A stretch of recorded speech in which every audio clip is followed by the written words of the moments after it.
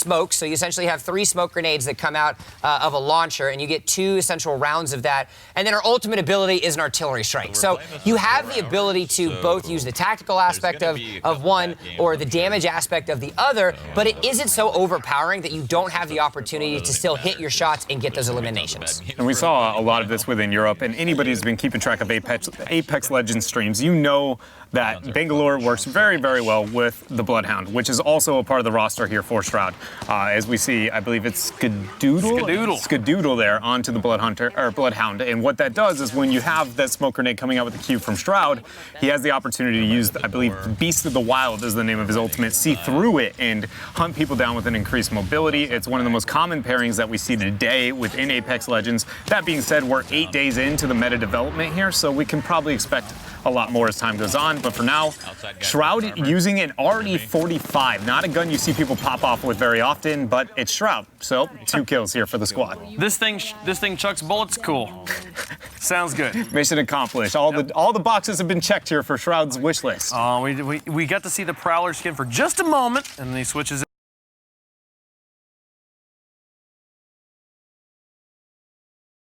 for the Spitfire, your favorite. Yeah, the large ammunition is part of the reason I do adore the Spitfire, along with the opportunity to be heavy bullets rather than the devotion with the energy bullets. Energy bullets, one of the lowest, and man, look at that tracking here. Just a couple of jukes, a little Wazdoing out from his opponent, but Shroud is able to sniff it out very, very quickly. And then look at that flank. My goodness here. What is that, 5 kills over the past 30 seconds here? Doesn't matter. You see a body, and they're going to go down if Shroud's on the enemy team. Does a great job there getting himself something.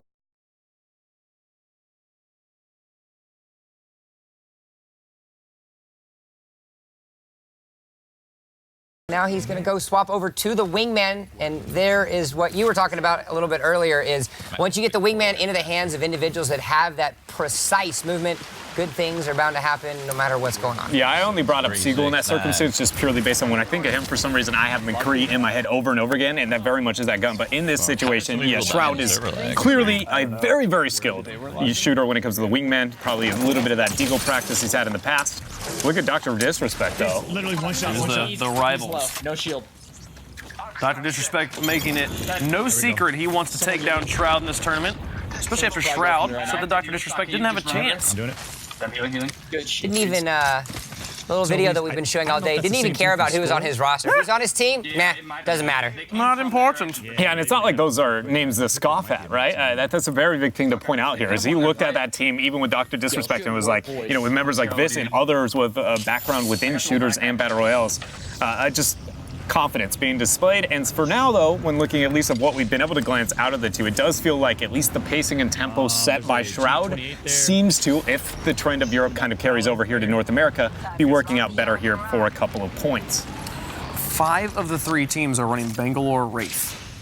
Interesting to be able to see those two together. I'm not surprised to see Bangalore and Wraith purely based on the conversation we had earlier over mid-game characters who have skirmish capabilities that are going to be efficient within the mid-game. Both of those thrive in those environments, and considering we're looking more towards the kill potential opportunities for the scoring system in this format, I'm not too surprised to see that that's where people are headed. They're 2 legends that definitely are capable of repositioning and finding an opportunity out of that reposition. Specifically with the Wraith, it's a very easy outplay. I talked about it a little bit earlier. If you have to pick one character in every game that kind of is your highlight character, the one that you're going to have all the Twitch clips for, and that's going to be Wraith in a lot of these ways. Because of her ability to reposition, because of the speed boost that she gets with both of her abilities, it's a great opportunity for you to kind of get a nice little flank, pop the mouse cursor on the heads, and get yourself those eliminations. And folks, if you were watching these streams and you're like, man, they cut away from Shroud, that's my boy, why'd they cut away from him? Hey, every single one of these players is streaming live on their Twitch channel. You can go and tune into them. So be sure to follow. You can see the URL of whoever we are watching up in the upper left at the moment. Be sure just to check around that Apex Legends category. A lot of fantastic streamers there right now. They're fighting over here, though. There is a little black circle extension over on the right of your screen that has a list of every single player who is competing today. Can we also just comment on Dr. Disrespect's webcam right now, in that he's literally floating inside of a Wraith portal? It is pretty sweet. Yep. He's got so many good scenes. I'm excited to see them all as we cut around today. Let's actually listen in to his team and see how they're strategizing. Placing a portal. On me. One down. Coming in, dude. We got pulse. Yep. Bloodhound up top, I think. Crap, he's just going in. I need him. He's definitely up here. He's up high. He's up high. Lock him. Let's go, dude. Yo, The whole squad. gold R301. Doc, you want that R301? I got one already. Because I don't really want it. It's gold. Fully Oh. kitted. Oh my god, can I just get up here, please? You can still take it if you want the gold Yeah, one. I'll take it. Skull piercer rifle, Up here. precision choke Gotta up here. hop Just FYI. Choke. Okay. Yeah, good work on that damn team, dude. Wrecked. Taking a moment to heal. Need to recharge my shields. Where's that gold? I'm going. Didn't you grab it? Is it upstairs? It's still there. He's on the outside balcony, northwest corner. Northwest corner. Gotcha. Now, we mentioned that 5 of the teams are running Bangalore Wraith. A bit of overlap here. 5 of the teams are also running gonna hit the Bloodhound screen Bangalore. We talked about the synergy between those players. Right there now, was those a are the fight top over here. 3 On me. picked legends: Bangalore, Bloodhound, and Wraith. I think it's fair to say that, we, again, not trying to talk about more about the Bloodhound and the Bangalore and the synergy between those two, but then also when considering the other two because of the mid-game pressure that they provide. But then lastly, Wraith within a composition of all those 3 are together, she still provides enough team utility and mobility within the portal and her ultimate that I feel like she makes up for some of that maybe utility you would expect in that third character role, compositionally speaking here for these teams. So I feel like, if I was to give a cookie cutter comp here for week number 1, it feels like it's got to be that, right? You have Bloodhunter, Bangalore, and third up with the Wraith. Makes a lot of sense. Go check in with Kings Canyon team, who right now you'll be looking at the kills. We got, what is it? All right, gentlemen. Richard at 1, we got Ninja at 2, we got Dizzy at how many is it, Jump? He's got 15, boys. I told you, it's gonna be the Disney show today. This man is an absolute monster. By the way, I would love to find a place to actually pick up that little knife at a. Would you like an heirloom crate? That would be an heirloom crate would be fantastic. But taking a look, we have 4 squads left, 11 players. That's 8 potential that they can eliminate, and already we're seeing Dizzy at 15 eliminations. He is absolutely racking them up. We've seen a few people that have the heirloom crate. Very rare crate to get. The highest rarity, more rare than legendary. And right now, Wraith, the only character with an heirloom skin. It's hard to get the turbo, fully get it. All that stuff is crazy. The only way you can get a melee weapon skin. A melee. Melee. Where's my melee?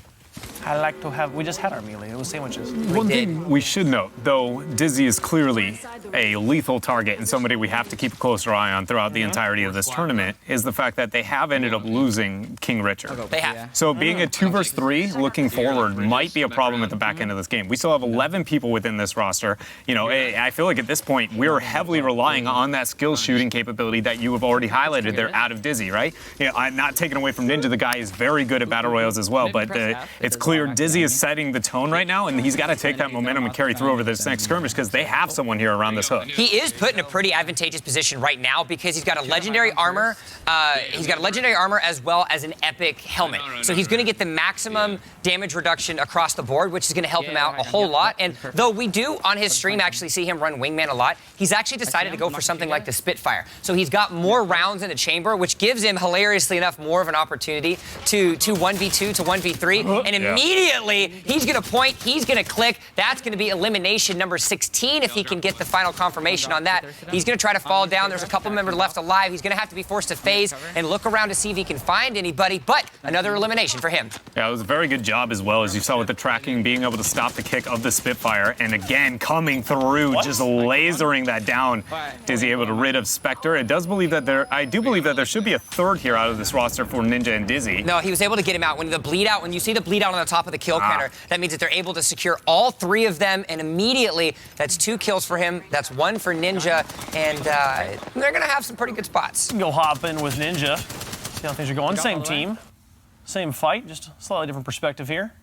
Should be noted that we are looking at a very tense circle as well at this point in time here for Ninja and friends. The fact that the corridor is moving in very close into the Cascade area, and into that river section is really going to be able to set them back. So it's important that they keep together as a unit. More importantly, just don't get pinched in. This is easy to get 3, 4, 5-man team, or excuse me, not 5-man team, but 5 teams come in and pinch you. Oh, really good shots are going to have to come out from Dizzy right now because they are actually, in what I think to believe, kind of one of the worst spots that you can be in when you don't have the high ground. When you find yourself at the bottom of this little ravine, you find yourself at such a disadvantage because they can essentially peek over the edge, and there's really not much that you're able to do as a result. And so they go ahead, they go back, they don't engage, and now they find themselves on even ground. There's a couple shots going off. He hasn't broke it just yet. Ninja does a really good job at throwing down the tactical smokes.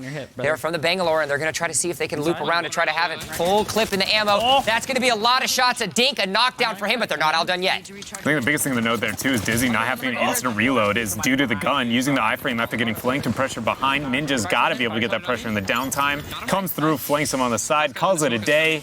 And look at that. We found ourselves a new champion, and maybe rightfully so. And the best part about all of this is, I can hype up Dizzy the whole time, but if you listen to the communication that him and Ninja are going throughout all of this is, I'm going to go here, you're going to go there, I'm going to hit a shot, you're going to hit a shot, champion banner pops up, they get the dub. Yeah, like even at that last skirmish, right? We saw Dizzy clearly at a bad spot. He had a flank on a guy, or a guy flanks him that he doesn't know if he can deal with. Already burnt a little bit bullets on the Spitfire, but in that time where he's able to heal, calling out where he is, drop a couple of pings, and Ninja with a clean flank. And we saw the first game we saw secured over in Europe was like a 29 kill game. This one definitely 20 plus. We can go jump on in with Team MDK. This is Ammunition, Beanans, and Little Lexi. Jesus, the loot, man. They've played a few games already and not had all that much luck. I think they've been getting some rough drops, but they'll be playing from a little bit from behind here. I hear a team underneath me. They but are I'm kind of pretty distant from the center of the circle at this point, actually landing over towards that Thunderdome section a little bit that you were highlighting earlier. But not going to be pressured for the circle for some time. It's just whether or not they can actually survive these early corridor fights. And look at that. Already you can set the tone. Good nade there. Good couple of shots out from the wingman. Oh, but a flank. The Pathfinder advantage using the grapple up, and she clutches it out here. She has no health. Ammunition just nailing it there. What game? Behind us, up here. You hear the call-outs coming out. Concise communication, something that I think everybody thus far has done a really good job at it, making sure that they know exactly where things are. Now, those little markers that you see on the screen, Ammunition's actually playing the Bloodhound, so passive from the Bloodhound gives you that opportunity to see the footprints and know exactly where they are. Oh, goes down just a little bit. Yeah, I was going to highlight that she had no HP. All it would take was one bullet from almost any gun there. Able to pull back a little bit here and get the res out from the ally. It looks like Lexi was able to step up for that, but then the damage to the animation is just one of those. Sometimes you got to try and stick it, and it doesn't work out. Kings Canyon up at 31 points right now after their 26 kill win. Let's move it right there. 26 kills plus the 5 for the win. Meets 31 there. Reed's Money Team, Choco Taco and Visions also racking in quite a big number there. It has really good damage. To get some victory. They had Huskers also. Huskers, the one player on the team we haven't talked about, dropping 16 kills as well. Visions getting 6, Choco Taco getting 8. Pretty outnumbered with the fact that we like. Team MDK.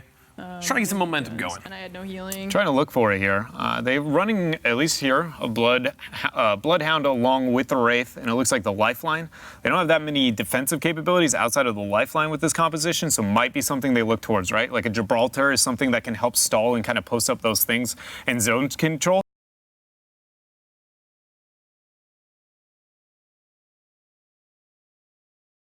That being said, we haven't seen very much Gibraltar. So Gibraltar actually has yet to be picked in North America. Nobody is playing Gibraltar. Nobody likes the tanky. I mean, we had this conversation over the break of when we were taking a look at the numbers and seeing what a lot of these players, or what legends these players were deciding to choose. And when you find yourself in a format such as Twitch Rivals, where kills mean so much to your overall score, you're not really going to find the defensive characters kind of taking play as much because you need to just get the kills. You need to hard rotate. Gibraltar has a little bit of a slower movement speed. Yeah. Yes, he's great at defensive, and I think that in competitive play, he will be one of the most contested legends across the board. I know that you share this sentiment as well with me, Dreadnought. But when you think about that, you have to have the ones that have the offensive. Okay, so I just want to point out, when I said that they had just gotten a game with 16 kills, that was this game. He now has 16. Choco Taco got 10. And Visions got 7. Was that 32? 33 kills on their first game. Are you kidding me? Plus the 5 points on a Plus the victory. 5 points? 38 points. Looks like Kings Canyon's gonna have themselves a little run for their money Kings here. Canyon Reed's money team. It should be noted that that's only one lower than the highest kill game that we've seen so far. Yeah. 34 was the breaking point there for EU. So the fact that they open with a 1 game short of what was the best of EU, feel like North America is going to bring some action. They're trying to heat it up. Jump over here with Summit Josh and Bye-Bye. How'd it go Currently again? in fourth. Bye-bye. I'm proud to say I was killed by Josh OG one time. Oh, yeah? In Look at Apex you. Legends, my first day. Look at that, Josh, with the beautiful little Hawaiian shirt. Oh, I like his. I like it. I like his little. Got the hula girl in the background. His little pudgy stormtrooper. If it was a not Pudgy Stormtrooper, would you be as big of a fan? Yeah, And what you got against pudgy stormtroopers, I don't know. man? Yeah. No, I used to be a Pudgy Stormtrooper with. I said I liked the pudgy stormtrooper. It's 2008. It's 2019. We're in. It's thick in right I now. just want to know if the little bit of chubbiness helps him aim a little bit better.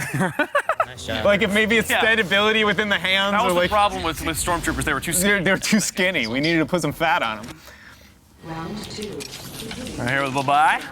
I got a skull piercer. For you on the Yeah, beautiful.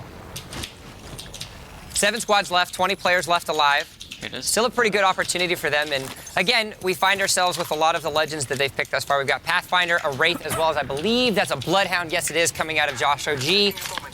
Easy combination, a great opportunity for rotations there. And again, good opportunity for them to get themselves a little bit of extra loot. And the way it's looking at right now, they're looking pretty kitted coming into the late game. One of the best parts about Twitch Rivals is you get to meet all these different players. You see Reed's Money gonna jump on top there with that win, definitely flying up there. But this respect go, also bringing it to the game here right now at 27. And we get to see a lot of different types of streams, people with different sorts of setups. Right now, Bye-Bye running a completely clean stream minus just a little Twitch Rivals logo over the top of his weapon loadout. So if you're someone that's like, I don't want to see your face, I just want to see some good gameplay, this is your boy. I mean, hey, you saw the standings as well. The Broys, the members consisting of Skadoodle, Justin, and our fan favorite Shroud, only sitting at 11 points at the very beginning. And when you see such great games from members and teams that we weren't expecting, once the ones that we are expecting to get hot actually get hot, we might have a pretty interesting situation at the top of this leaderboard. Yeah, I think it's going to be brewing something here on the back end here. The question is really just, is it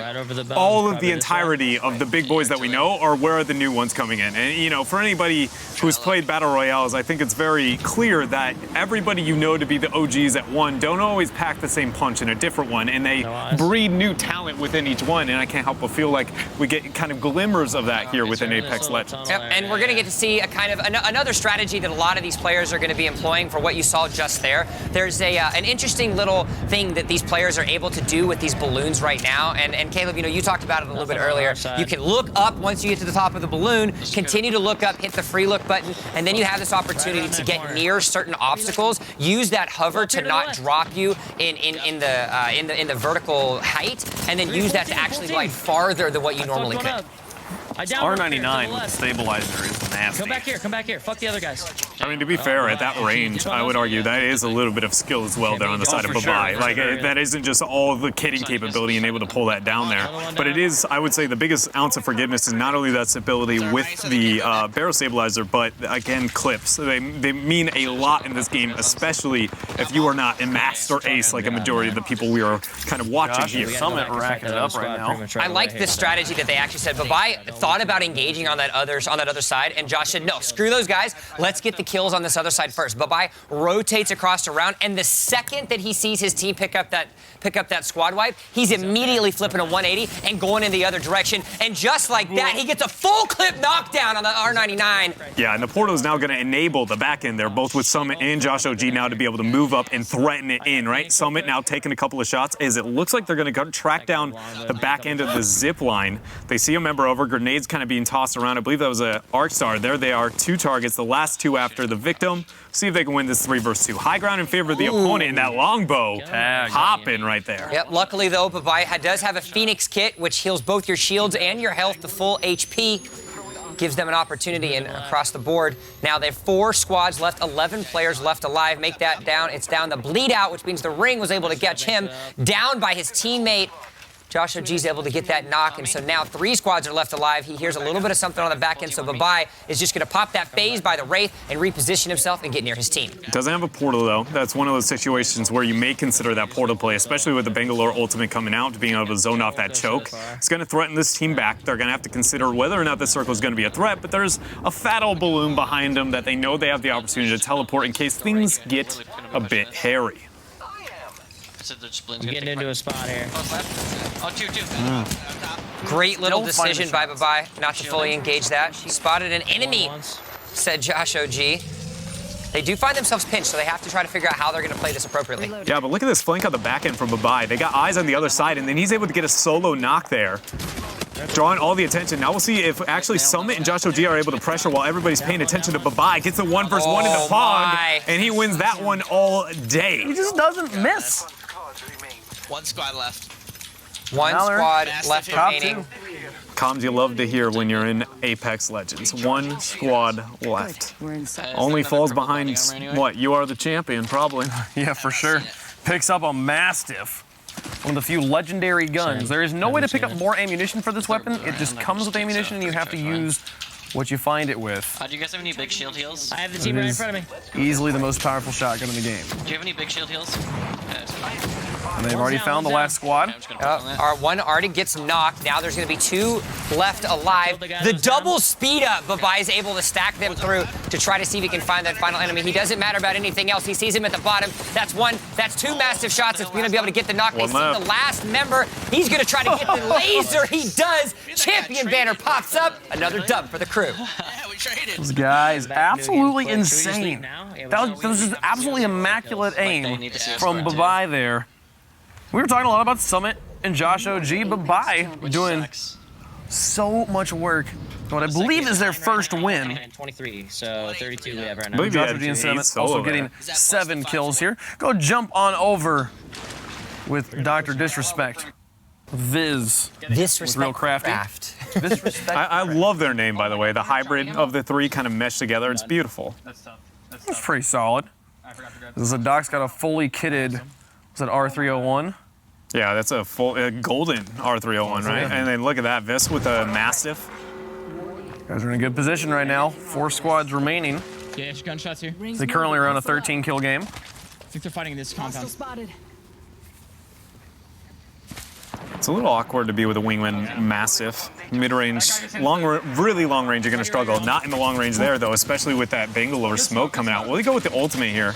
Maybe in this choke as they push up into the market. Nice shots there coming out with that Wingman, along with the help there out of, I believe, that was out of Disrespect. Great little reposition there the second that he was able to see the frag grenade to come out. Arcstar in hand.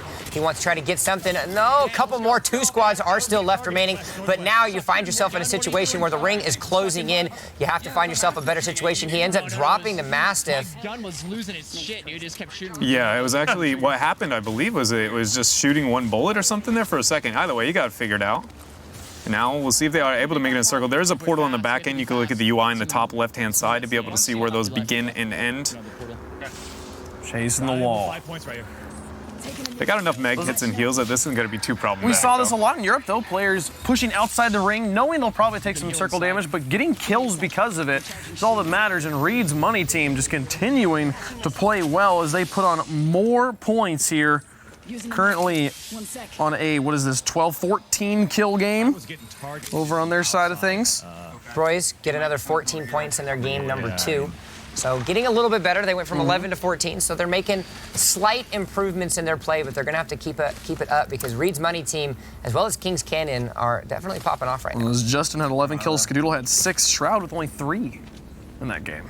We just came from south. What I will say, though, is we are already seeing how close the top half of this bracket is going to be. Between second place all the way down to 6th, Yeah. 5 points are separating those 5 teams. Yeah, and to cross-compare that to Europe, by the end of the day within Europe, between 1st and 4th and 4th and 8th, it was over 100-point difference for each and every one of those in both categories. So it'll be interesting to see, do we see it expand outward as time goes on, or is it going to be that dense? I agree with you. I think it's going to be, NA is a very, almost like we look at the top half of the pack and the bottom half, and it's like who can compete, but it's going to be tense at the top for sure.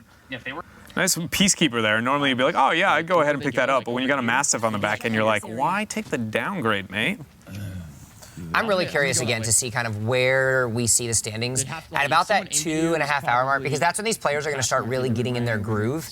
Some of these guys have been streaming from the very beginning. I literally woke up this morning and King Richard was playing, saying, all right, guys, I'm going to stream until the tournament starts. And that was at 5 a.m. this morning. Yeah. So he played over 7 hours before he even started the tournament. So once you get some of these other players, they get a little bit deeper and they start actually getting momentum and finding their hit markers. That's when things are really going to start to get scary for some of these kill boards. Yeah, we do know here for Vis and friends that there's only one squad going to be left. They already have quite a bit of kills. At this point, it's in their best interest for efficiency. I'm not going to lie, guys. We had this debate over the last round on like whether or not you know, what are you looking to do? And these players clearly can't suicide or anything like, but it might be worth just doing very high-risk choices and getting out of this game, because I'm not sure this is worth 6 kills worth of points in these type of circumstances or more.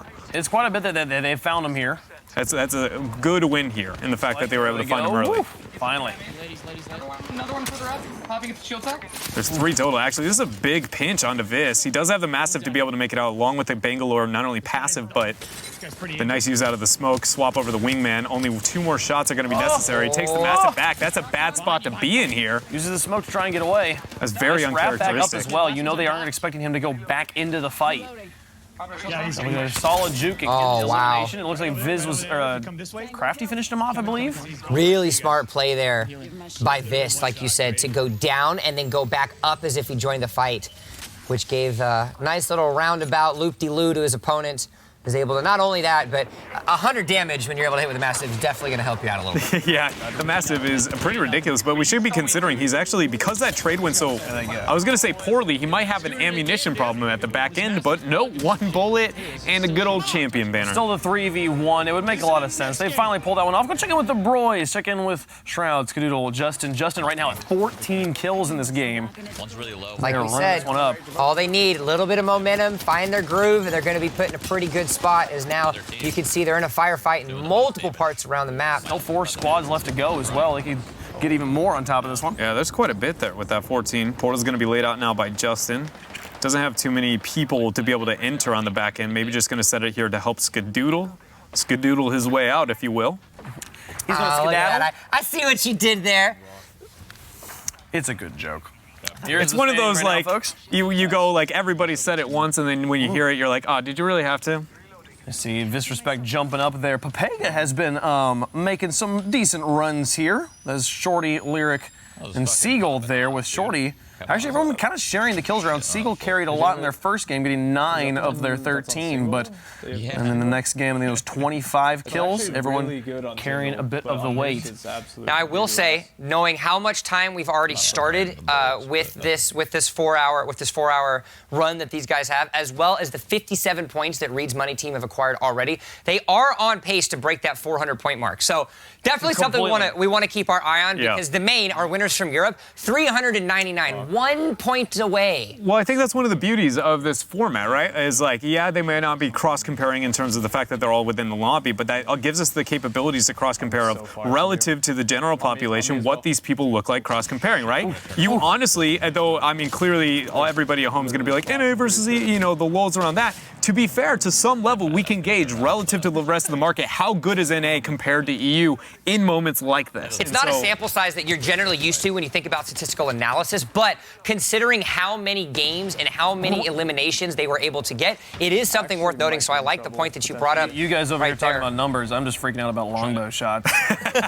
Justin is just popping people at range. Oh my. There's the numbers for you. 45, 45, 45, 45. That's going to be the elimination. The Wingman with the extended clip. That's going to be KO. Yo, we need to rename this gun. It's not the Wingman, it's the damn captain. It is not the second man on the ship. It is leading the charge right now, especially in the hands of Justin. That was gross. I love that last teammate rolling in, being like, I'm coming, bro. He's like, no, you're not. Sit down. They get the win. Now, I want to go check in with, I'm partial to probably my favorite streamer of all time, Mr. Tim the Tapman here, playing with High Distortion and Jay. And they are currently on a 21-kill game. Now, High Distortion, mind you, a player... Never mind, that game ended. They are now on a new game.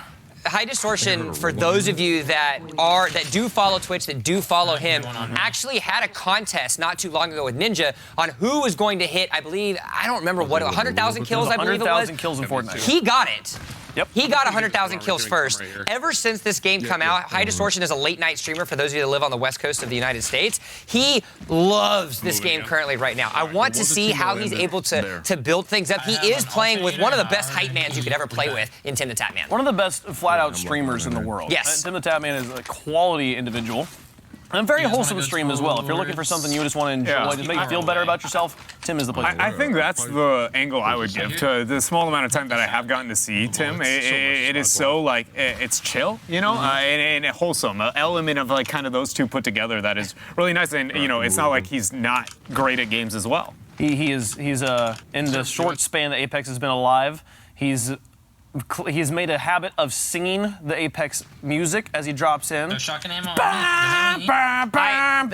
We need to make a note of that because next time he drops in, now I just want to see. Now I just want to see him actually sing that. I mean, maybe he's in competitive mode. Like, surely the one time we tune in will be the one time he doesn't do it. But I'm super down. His theatrical prowess is something you need to be aware of, regardless of the game. Great. His theatrical prowess is fantastic. Going to this balloon over here. There was a team that landed over here. There's a balloon close to where I left, Jimmy. They are near the Thunderdome, which is again an area that we've been hinting at, but nobody ever wants to actually walk into. Everyone keeps flirting around the edge of it. Yeah, we're like right on the outskirts of the Thunderdome. I don't know the specific title of this kind of subsection here. It's almost like the suburbia edition of the Thunderdome itself. Skulltown. Yeah, there we go, Skulltown. I got one absolute down here. You can hear Jay with the call-outs, trying to see if he can help out. Did say he did just get one. I feel like there's got to be audio from somewhere else there because I didn't see his UI light up. Yeah, I think we might be a little bit behind. But they do have the biggest thing here is the Caustic ultimate. And this choke, yeah, there it is. Give it to me, Tatman. Light him up. Leave that print on them. Oh my gosh, he didn't get that much damage out of the top left. But that ult forced that guy to jump off the top tier, turns the corner, spray and pray. Let's pray, more spray, boys. You gotta love it. Got him. He finds himself in a rough spot, though. He hit every single one of those shots, but because he's got the alternator, it's only doing 10 to 13 damage, so he has to end up using 2 full clips, throws the thermite grenades, a couple arc stars come out, High Distortion's able to get himself down, Tat is able to get himself yet another down to bleed out the full squad wipe. They get the dub. Look at him going. Caustic was the player we saw, or the legend we saw played probably the least over in Europe. Tim has been playing nothing but Caustic so far, and he's made it clear that Caustic is his favorite character, so I expect to see quite a bit more. Can I just say that Caustic's default execute is one of the most interesting ones. It is just a stern slap. Like, it just scoosh, and you just die. I find Lifeline's finishers to be, like, scary. Oh my goodness, is he gonna die again? He set down the trap. If he gets a proc into the trap, that'll help him a lot. Ooh. It's going to get some breathing room. One thing that's really cool about Caustic there, right, is even though we did see Tim clearly in a poor position, by being able to drop the traps as he's going down, it makes it far less likely that somebody wants to kind of push up and be overly threatening because it makes it so easy for your team to come in and do exactly what we saw there. The Broy's starting to climb the ladder a bit, getting in close, and there is, what is this, a 5-point difference between second and fourth? No, so a 10-point difference between second and sixth. Yeah. There's a pretty close, tight stuff. But Reed's money team, dude, they are running away right now. A 13-point lead on second place. Yeah, but what we've seen, if the Broys continue to keep up there, they went from 6th place to 4th place. Now they've got themselves 45 points after only their first match ending at 11. So in the next 2 matches after that, they get an extra 34 points, if my math is correct, which could create a great opportunity for them. But as you're right, Reed's money team as well as Kings Canyon are still sitting themselves at the 1-2, though. Disrespect the Craft, Dr. Disrespect's team, only sitting at 2 points behind that 2nd place. It's a really close one there right now. Over on the Reed's team, it's mostly been Huskers. He's playing the Wraith. He's led the team every game. He's had 16 kills, 9 kills, and 6, currently averaging 10 kills a game just after 3.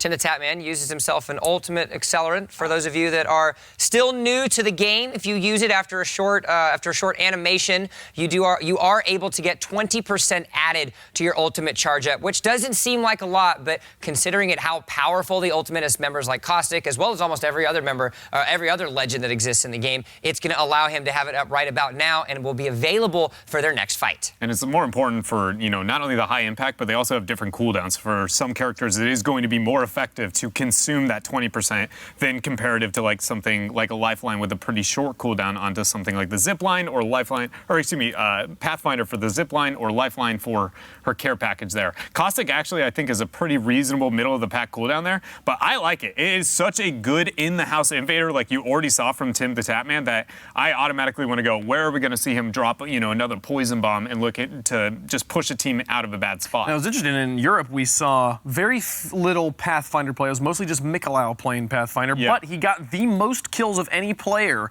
in the Europe region. So I'm excited to see who gets the most kills over here in America and who are they playing. At least so far, it seems like Summit is one of the leading, Pathfinders that we've gotten so far. So going to be interesting to keep our eyes on him. We can jump over here with Kings Canyon.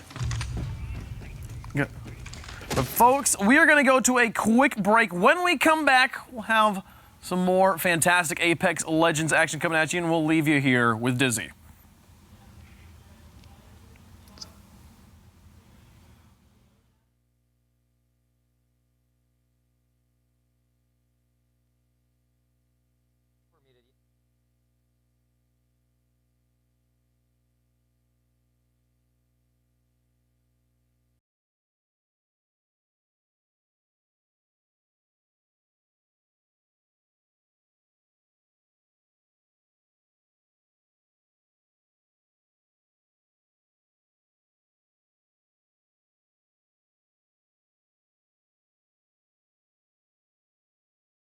I'm Rebel Wilson, self-appointed Minister for Words, and I'm here to make words great again with Audible! Do you ever feel like words aren't quite what they used to be? Jonathan is really helping me shred. Yeah, I'm all about Ab Strangler with Crystal. Like the words we're hearing these days are holding us back. Words should be inspiring. You actually made it to the gym today. Why not work your bod and your mind? Legend. Crushing it. So come on, Australia, make words great again with Audible!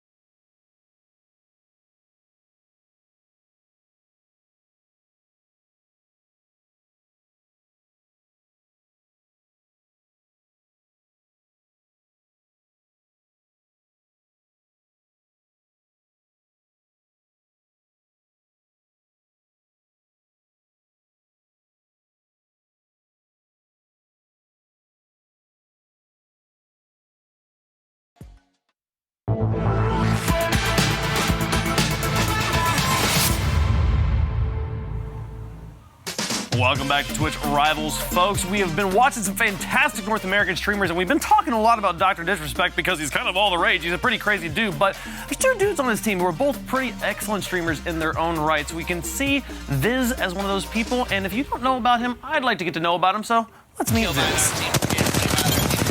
All right.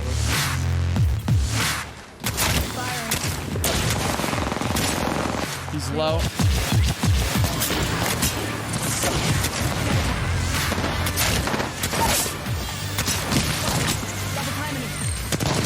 Burning him. Dead. Let's go, dude. Now you gonna pay for it. Oh my god, that finisher is sick. Give me a How second. about this one? Do it again. Do it again. That was actually badass. With the yell. Oh my god, I'm dead. I love that moment. We got to see that moment during the first Drops trailer, but they cut to Dr. Disrespect's perspective for the other side. We didn't get to see Viz just laughing in glee at the misery of the opponent. I think the best part is Dr. Disrespect's yelp. Like, it's so beautiful. Like, I like that high pitch. Like, you can feel the passion behind that punch as he just slaps it. It's like a primal war cry, almost, you know? If it was a video game, you're sitting behind a mouse and a keyboard and a green screen and a costume, you know? Tapping into the most primitive desires at that point, yeah. Yeah, no, he's pretty happy about it. But folks, if you're just now joining us and you're like, how does this tournament work? Are these guys just playing Apex? Yes, that's exactly what they're doing. This is a massive pub stomp. We have 8 teams of 3 players. A bunch of streamers put together their friends and decided to compete together here for 4 hours of public rampages. They each get points for kills and wins, 5 points for a win, 1 point for a kill. And they have 4 hours to do it. They are not allowed to leave games either. It's an important thing. You're not allowed to be like, this game's not going good. Let's just quit out and come back in. You gotta play every game to the end. But hey, get first place. There's $8,000 waiting for you. And the most kills gonna be able to pull in $7,500 extra dollars on top of that. So much money here on the line. And what I'm actually really excited to see as we get deeper into the next couple hours is it was unheralded who the final placement winner and most kills was in Team Main from Europe. The way that it's looking at right now and seeing how close things are going to be, there is a chance that 5 points you get for the final placement actually ends up paying off who walks away with that 8K. And those standings right now, pretty close stuff. Take a look at how things are so far. Reed's Money Team, that's Choco Taco and Vision's company there, starting to run away with things a bit as they have 58 kills already. Holy crap. And just to highlight that point that you just got from Jump, right? We see a situation where that's the case. Visrespect the Craft at 3rd and the Broys at 4. Currently, we see more victories coming out of Visrespect, which is why they have the point advantage. In all other cases, kills go in favor of the Broys there. And speaking of Visrespect, here they are, going for that 3rd win right now, currently at rank 3. They got legendary gear. Legendary gear. This is a very clutch situation too, with only 2 squads left remaining. They know exactly where they are. We're taking a look now at This is what he has. And we know they have legendary armor too, so that might be really difficult. Actually, none of those shots connecting whatsoever on the wingman there. They end up getting the kill. That's going to be the Mirage. He's not a real dude. Could say we got bamboozled. Got bamboozled. The potato sprinkles, what a name. I would not want sprinkles in a potato. Should only be 1 left. That's the only other squad available here for Visrespect, and I believe they just got the secondary knock. That's it. Find him. Call it a day. You guys want to guess how many kills Real Crafty got? Yeah, I'm going to say that was a solid 31. 31 kill game. Okay, you finally went over my number. Now it's 14.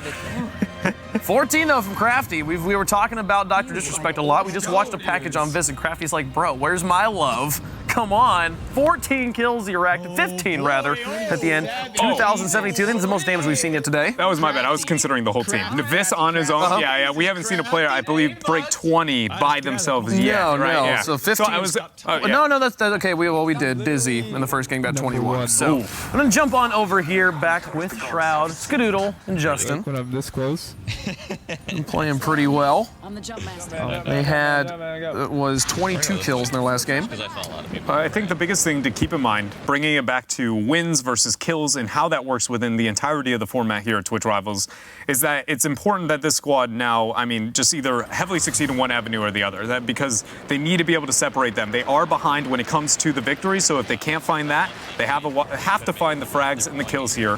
And they start with a little bit of an isolated drop. It's not like it's all the way out in the middle of nowhere, but I do wonder, where's the heavy rotation going to come in here, because I think it's going to be necessary to keep that tempo going. Yeah, yeah, we're actually used to seeing teams go for a little bit more of the hot drop, but now we actually see the Broys decide to go for a little bit more of a softer drop. Lukewarm drop is what I like to call it. Oh, yeah? Over here Room at the temperature. wetlands. Room temperature. Now, they're in a good spot. The supply ship is going to end up stopping there.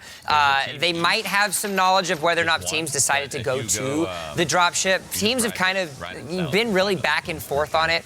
There's been some difficulties with the drop ship that teams really haven't enjoyed as much, but now look at what we're seeing. Skadoodle with a hard and quick rotation down to the south, and he's going to try to see if he can get something a little bit more off in a different direction.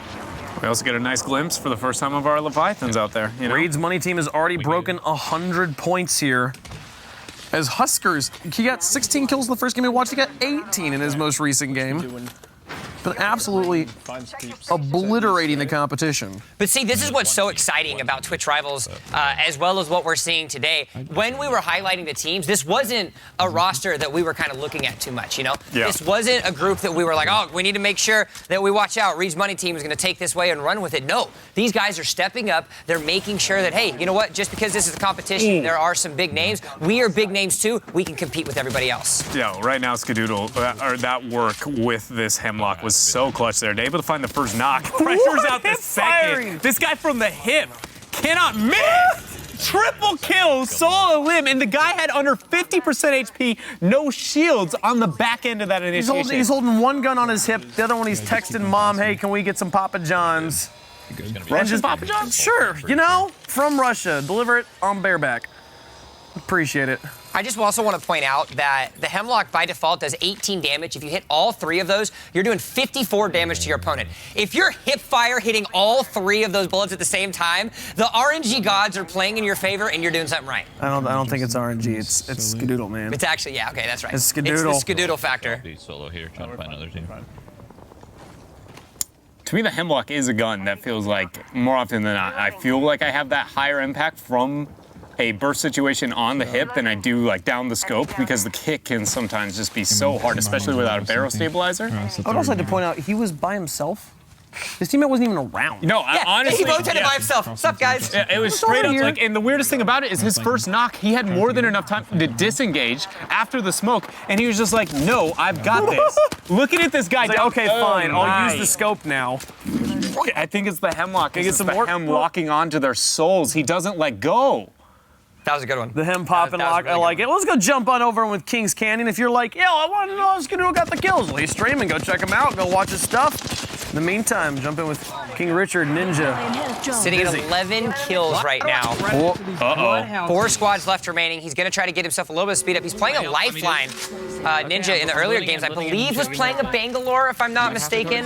He was. He made the switch. He swapped over to Lifeline now. Does have that care package up and available. Now, if there's anything that we could want and we could hope outside of the just great spray control that he has now, lots of little damage. He's going to try to get a Peacekeeper to get the knockdown. He will indeed.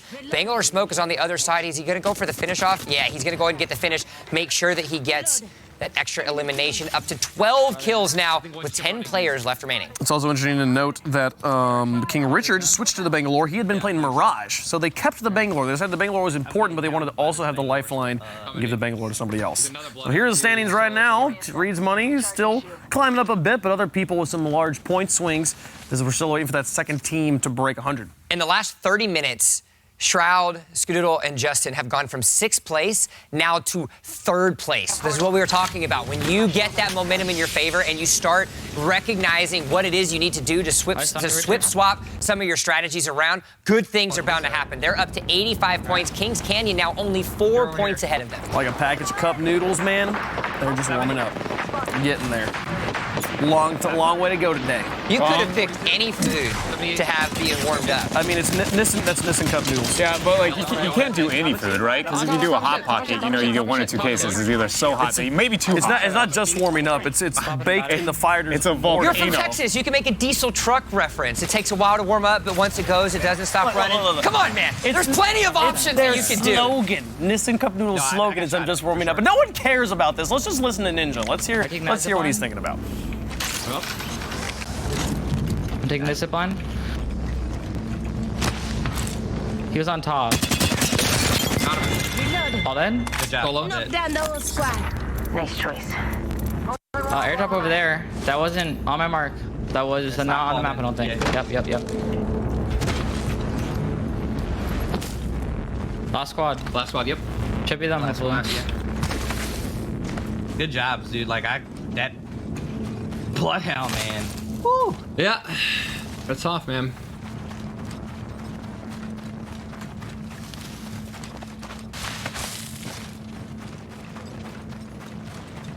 I think they looted and ran. No. Here. Let's go this way. Oh. Getting shot at. Firing. Knock the guy on the open. One guy over here. And one guy in the tunnel. Reloaded. Reloading. One guy in the tunnel's running away. Double timing it. Reloading. Last one. All dead. Nice. Good job, guys. Good job.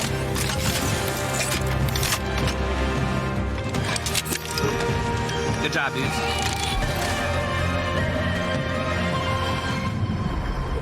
You are the Apex champions. All right, here's the thing. If you met Ninja as a Fortnite streamer and content creator and celebrity, you missed an entire side of Tyler Blevins. He is a cold-hearted competitor. Dude, this guy wants to win. You see him gets the win, doesn't care. He's like, next game, we're rolling on. Look of concentration on his face. He's ready to go. I'm just landing on something. Jump on over with Visrespect and The Craft. A fight's going on right here. My favorite ska punk band. I'm gonna drop it. I was about to say, it sounds like a punk band. Visrespect and The Craft. Right here. One of them ulted. Over there. Ska punk though. You gotta get in my line of trombones. Beast of the Hunt, Prox here. And Crafty would be the one, he'd be the trombone player. Probably, yeah. Yeah. Or the keys player. Underneath the house. He's up scouting. Using the Beast of the Hunt to locate enemies. You've got the track. Big flank here. Oh, look at that charge. Fully charged. Box one inside. Very nice. Good damage coming out there. Understand that's the Mirage. Tries to get the pressure over. Have to slide up. You're not looking at him? That was only 13 to his face, actually. He's only got 2 bullets left. No! Ooh, that was a tough one. Look at the clutch out from the team. But this is able to help him out. Takes down the enemy in Swordman 777. Sorry, buddy, but you're going to have to go back to the lobby because Visrespect the Craft is still alive. 9 squads left remaining. There's going to be 24 players. Shield battery's going to be able to come out for Crafty. Does he have a med kit? He does have a med kit as well, so he's going to be back up. And look how little HP Vis has. Yeah, Vis just got blasted. A full HP and some shielding down to legitimately 1% HP. That was insane here as we see the Broys not only gaining momentum, but separating the gap between Visrespect and the Craft as, again, about 10 minutes ago, they were suffering about 5-point deficit from them. And now, Kings Canyon is the second team to break the triple-digit mark. They are now at 100 points, only 15 points behind, which, from what we've seen of these guys, especially in that last game, is nowhere near a number that they can't overcome.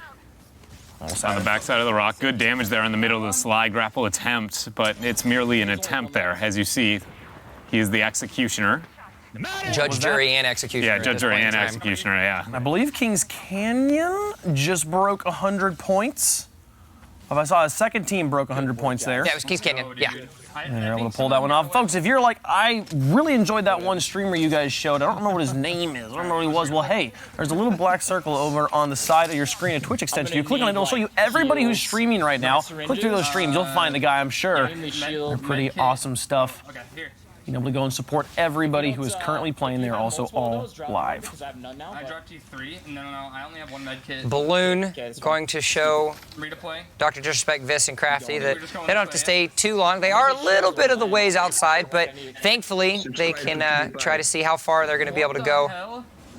Judging by there's only 18 people left, as long as they have the syringes here, it's unlikely they're going to find, kind of a secondary party this far out in the circle at this point of the game. It is possible, especially if they have some of the more mobile legends on their squad, but for now I think it's pretty reasonable here. And as you see, just purely off of Crafty alone, he has 4 syringes, which is more than enough to get him and the entirety of the squad back to full HP. And it actually looks like this is the loadout as far as legend composition that I think we're going to see the most of today. Yeah. The Wraith, the Bangalore, as well as the Bloodhound. because of the Bloodhound Bangalore synergy that, you know, we can talk about till we're blue in the face, but just the pure utility that they bring individually, and then having somebody on that playmaking Wraith to be able to flank around and create those better opportunities. Yeah, I feel like when I look at Wraith, she's like one of those few that balances between the skirmishing and kind of the, you know, fighting capabilities of the Bangalore, but then still on the utility aspect to some level too. And I love her as that kind of third rounding out between the two very skirmish heavy and synergistic of the Bloodhound and again the Bangalore. It's actually really cool when you think about the Wraith. When I was talking to Respawn yesterday, you know, a lot of people kind of had these conversations about how broken, not broken that her tactical ability is in that phase. Apparently, in the early renditions when they decided to create her, it was 7 seconds long and you could shoot instantly. But the developers, in their gracious goodness as well as plenty of playtesting, realized that, you know, that might not be as fair. It might be a little bit more overpowering. So not only did they move it down to 4 seconds, I believe is what it is now, as well as creating animation when you come out. But if you're a Wraith main, when she comes out of that, when she comes out of the phase mode animation, she's actually clenching her fists and then comes out and releases her fists. So it's like releasing the frustration of being in this kind of like alternate universe. So it's like the little things like this that Respawn has really tried to kind of implement into the game and show that extra depth to it itself. It's a common trope with characters that travel between dimensions. They usually really wish that they weren't doing it, you know? Yeah, no, they aren't happy with their burdens. Yeah, they definitely, they wear, you know, again, a burden that maybe they don't want to be able to have, and it feels like their life is literally, can they overcome said struggle? And right now, it feels like at least Crafty and friends are able to do so. They only have 3 people left, already popping Beast of the Hunt. We got very few opportunities that anybody could be that wide. Great flank up the rock.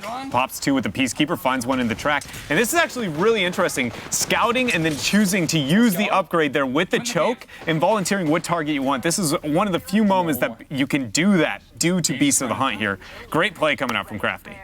I mean, color me impressed after that transition there. He just ran. And then we got full scout as you see the footprints there onto the ground. Just regardless. He's been playing pretty well. Crafty got 15 kills in their last game. He's sniffing. He knows. Yeah, I think he's just looking around. The hound. You smelling that? Yeah. Smells like He's 100% pumpernickel. back to his teammates. Really? Thirst? Why Does not? death smell like pumpernickel? No, it smells like death. It doesn't. Pumpernickel smells like pumpernickel. I don't know. We smelled the same thing, but we had very different results. Tastes like So, ooh, interesting. Team MDK has switched to Gibraltar, so we do have somebody playing Gibraltar. North American We got it, Jimmy. And that means that now every character has been represented in some way, shape, or form. I got the fast kill backpack. A lot of loot here to choose from. What do we end up landing on? Still the choke. Pretty good scout, or scope as well here on the Peacekeeper. I don't know what we have on the Wingman. Ideally, you'd like any kind of magazine increase. Where's this guy go, man? And, you know, basic scoping, you feel pretty good.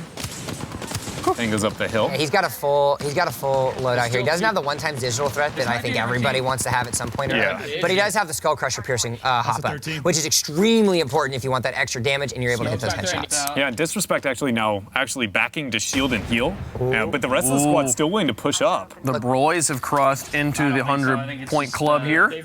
Only 7 points behind Kings Canyon.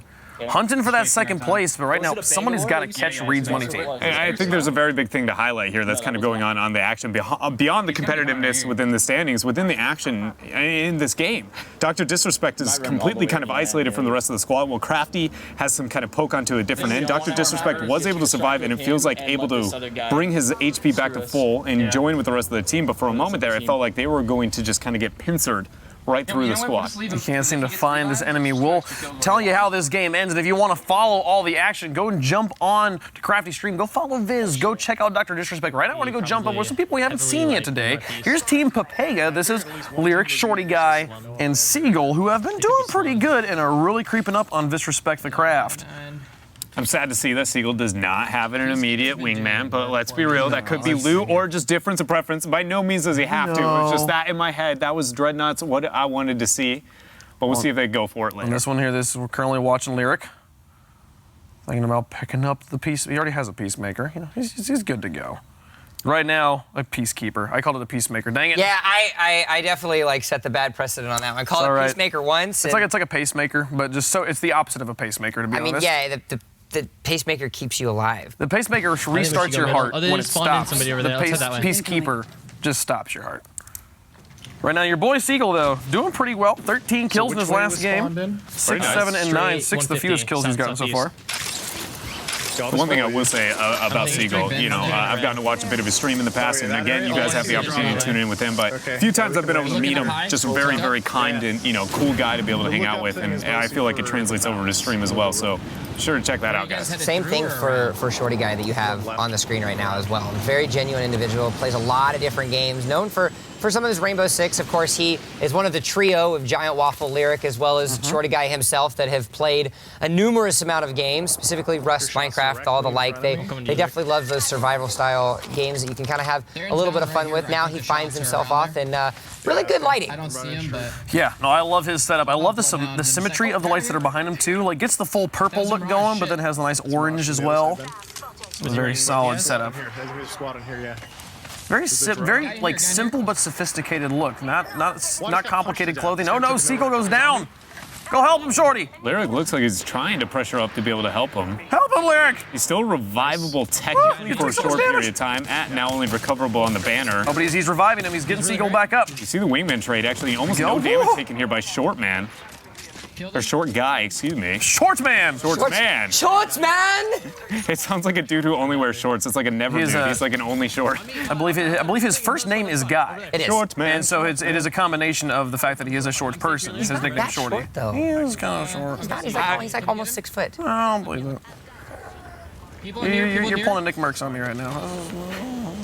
I'm just saying, I'm a slightly above average human being, and both of you make me look like a short guy. So I think that was one of the greatest redeeming features is when we have when we're standing in front of the rosters and we both actually can like look each other in the eye. We're just normal people Yeah, we're now. just normal-sized people. Come over and hang out with us. But oh no, you said the shots were gonna hit. Well, just in time. He doesn't want to hear us talk about ourselves. He wants to let us know that he can shoot with the wingman and hit those shots. Indeed, he can. Ooh, that headshot back to back there. Only one whiff in between, but it was all that was needed there in that tense moment. Seagull ended up surviving that very risky situation. I say surviving, but what I mean is completely dying, have an ally go res him, and now able to reloot, which, to be frank, other than stats, no difference when it comes to game outcome. Beauty in Apex, though, you know, man? Just getting the people back up, and even when you're dead, it doesn't matter. You can still be respawned. And so we did not get to see anybody actually jump out of the plane and jump back in after being respawned in here, but I hope we get to see that. But let's go check back in with Kings Canyon right now. Dizzy has been doing some pretty crazy stuff, and right now he's at 8 kills in his current game. I'm gonna take the 285. Rocking the Spitfire and Peacekeeper. And that beautiful skin. Every time, dude, I just get a little bit more jealous, and I'm like, why don't I have that in my life? If I had a skin that had a melee weapon he could hold, I probably would just run around with it. I would remember to put my weapons away more often because I'd get to see the cool skin. I think that's actually a really good point. There's a tactical advantage to the skin. Yep. Respawn, please. A really cool thing about this as well is watching the proficiency of how quickly they're able to loot, and a huge component of that is specifically with what Apex Legends is actually able to do when you're swapping over to attachments. Because the game automatically puts attachments in there, it makes these high APM players that can click through able to get themselves an upgraded piece of equipment and then go right back. A huge component of that, of course, is Sean Slayback himself, the weapons designer for Respawn. And if anybody wants tips, the man is always on Twitter throwing weapons tips. He was actually throwing the ones about the digital thread out there and kind of giving everybody and dropping the knowledge. And as a result, you can see how much better these players are able to loot and go because of these little tiny things that he did when he made all these weapons. Summit Josh and Babai, and also Visrespect the Craft jumping in to that 3-digit club now. A tight race for third places. Kings Canyon starting to pull away a little bit, but Reed's money team as well, really making that distance up right now. The one thing I was going to say I'm impressed with here is we've been trying to keep some of the momentum and the idea of who's going to get in the groove and like how that looks, right? And it felt like for the moment there, the Broys were skyrocketing. You know, Shroud and Friends were really able to kind of step their game up. But then we actually saw that Visrespect and Friends actually now seem to be finding their groove and kind of rejoining here. It's an interesting decision to kind of stop halfway up the lift there out from Dizzy. I can get to Richard. Yeah. Well, right now, Yeah, I'm ballooning over. I'm ballooning Shroud, over. the player that there's so much hype around, and rightfully so. He's an absolute monster. He's been having a bit of a quiet day, only averaging 6 kills a game. Both his teammates averaging at least 7. You know, there's an interesting kind of idea that might come around that, right? And, you know, when we watch Shroud more often than not, how often is he paired with 3 debatably equally skilled players, right? You only have so many enemies that you can kill. And what if that's a situation of, you know, when you put greatness with greatness, it just kind of looks average, right? And that's clearly not saying that he is an average player. No, but it kind of taking away from his lethality that we kind of have known to expect from him. I'm not saying that is the case, but it's something that might be coming to light. Could be possible here. Meanwhile, while all of this is going on, Ninja tries to jump across the roof of the building to scope something out and immediately gets tagged up. He's forced to use a shield battery. He's going to take down one. Thankfully, he's got a giant magazine to Spitfire. He's going to swap over, but he gets tapped on the face. He's going to get knocked down. That's going to be the full takedown. Now, there is 90 seconds for his teammate to get that recovery. You can hear him communicating with his team and saying, guys, I'm going to need a respawn. Yeah, that was a really clutch moment there. You could understand the crouching to go for the swap. I think he didn't have the immediate shot after the swap when he actually revealed himself quite yet. The animation was just finishing. Not 100% sure there, but either way, getting pressured out, Ninja in a tough moment, and he's stuck around a lot of red dots. Dizzy's banner popping up on the spectator screen there for Ninja. 4,206 kills on the Wraith. Almost 3,000 headshots alone. Really, 4,000 in 8 days. He's gotten 200 since then. The only number I have, again, even close to that is my grapple, and that's purely because I just grapple too much. You don't even look at the circle. You're just like, whee! No, it's straight up. Is it on cooldown? Okay, we're pressing it. Let's go. So they got to go for the recovery here. We still only have, what, 36 seconds for them to be able to get to that. Portal is going to be laid. There's breathing room and some distance in between that. So Ninja is going to be very weak if he gets the full res. He'd be able to go in, get the pickup, take that portal, and get to the res on the back end very well. Dizzy has a very in-out, jobs done type deal, but the most important thing is that he's late enough that I'm not sure if he's going to fully make it. Yeah, it's going to be really close. 15, 12, 13 seconds left remaining now before, and I think he's going to have to just make this conscious decision of, sorry, Ninja, I'm not going to be able to pick you up here. We need to make sure that we get these eliminations. He recognizes that. He throws the Arc Star out to try to get a little bit of cover fire. Now Dizzy's going to try to pop right over. He's going to come through onto the roof. You can see the mark from the artillery strike, but a nice little spray to be able to get the knockdown. He's going to try to go through. Gibraltar's there, so he's going to have to run through the shield because, as we've noticed throughout the course of the day, it is not breakable. And he's going to have to rotate himself around and see if King Richard can help out. Yeah, they haven't found him quite yet. They're both stacked on together. Found him in the corner. Wraith unable to make it out. No Ninja, no problem. Already enough damage done and set up, and you got Dizzy there to clean up shop. And they had done quite a bit of damage already. Ninja got the 1 kill he needed in that game. Everybody else helping out. King Richard going up to 13 kills. He'd been having a really, really slow day. He'd had a max of 3 kills before that, now coming up to 13. Good stuff from him. Go over to the Broys. Let's jump back in with Shroud, Skadoodle, and Justin. Right now, Shroud leading the team. Man, he's been... Skadoodle. Do you see that right now with the scout? I'm sorry, in the bottom left, he just opened with 6 shots about 200 meters out and almost hit every single one of them there. Bit of a whip over that. It's also the blue dragon skin. Yeah, you're right. When we were asking, you were asking my favorite skin, right? This is the blue version of what is my favorite skin. Azure dragon. I feel like I like the crimson one better. I'm pretty confident there is a red one, but the blue one, actually, now that I'm seeing Skadoodle with it, I might have to change my vote. The skin is carrying right now. It kind of is. You know, those bullets are definitely hitting more, like 2% greater because of that skin. Artillery strike comes out, so that's going to have to be forcing Skadoodle and friends to kind of move themselves around. Instead, he does take a little bit of damage. You can see the shield damage there. And remember, when these do come down as well, as you can see, it kind of dulls the senses a little bit and forces a rough situation for you. And so he's going to have to be forced to rotate to a different position. He will go down. He sees a little bit of the loot box, wants to go ahead and say, nope, forget about he's like, that. let's go CSGO surfing. Woo! Sliding is so much fun. It is. And one of the coolest things about it, we've only seen it come to life once, and it was at the beginning of North America, is that you can heal during it. You have the opportunity to be sliding and healing at the same time. It's one of the fastest mobility while also having maximum HP, increase in, kind of just health effectiveness overall at the exact same time. It's one of my, one of those small but great choices made overall here. Now we've got all these pings showing up on the map as he gets another one. Can he finish him here? He's one shot from getting, and he confidently takes it. We see right now, Skadoodle on the Bloodhound, there's all these little markers that keep showing up on the ground. Can we explain to people that maybe don't know what that is, what we're looking at? Talking about that a little bit. Ooh. Okay. All right, we can talk about it again. His teammate helped him out a little bit. So Bloodhound, known as the lethal tracker in Apex Legends, as they decide to end up killing the champion there. When you actually see those marks, it lets you know where the enemy has been, or the enemy has been there X amount of seconds ago. So 3 seconds, 5 seconds, 50 seconds, something like that, which allows you to do exactly what this legend was created for, which is to track. Now, in combination that you find with that ultimate ability that you see in the middle that's kind of highlighted and active, that's going to be Beast of the Hunt, his ultimate, which then kind of gives you more of an opportunity to track them, highlights them a little bit more, but more importantly, gives you the speed upgrade so you can track them a little bit more efficiently. As now the standings have appeared, 6 of our 8 teams are now above the 100-point mark, 151 points for Reed's Money team, 130 for Kings Canyon's, 21 points, a little bit of that lead being expended. All right, now we only really have 2 teams that have experimented at all with the changing of team comps. Right now, Ninja one of those teams. He played the Lifeline after switching off of Bangalore, and now he's on to for his next game, he's going to be on the Bloodhound with King Richard picking up the Bangalore, so they have now adopted the Bangalore Bloodhound Wraith, what it seems to be the meta comp right now.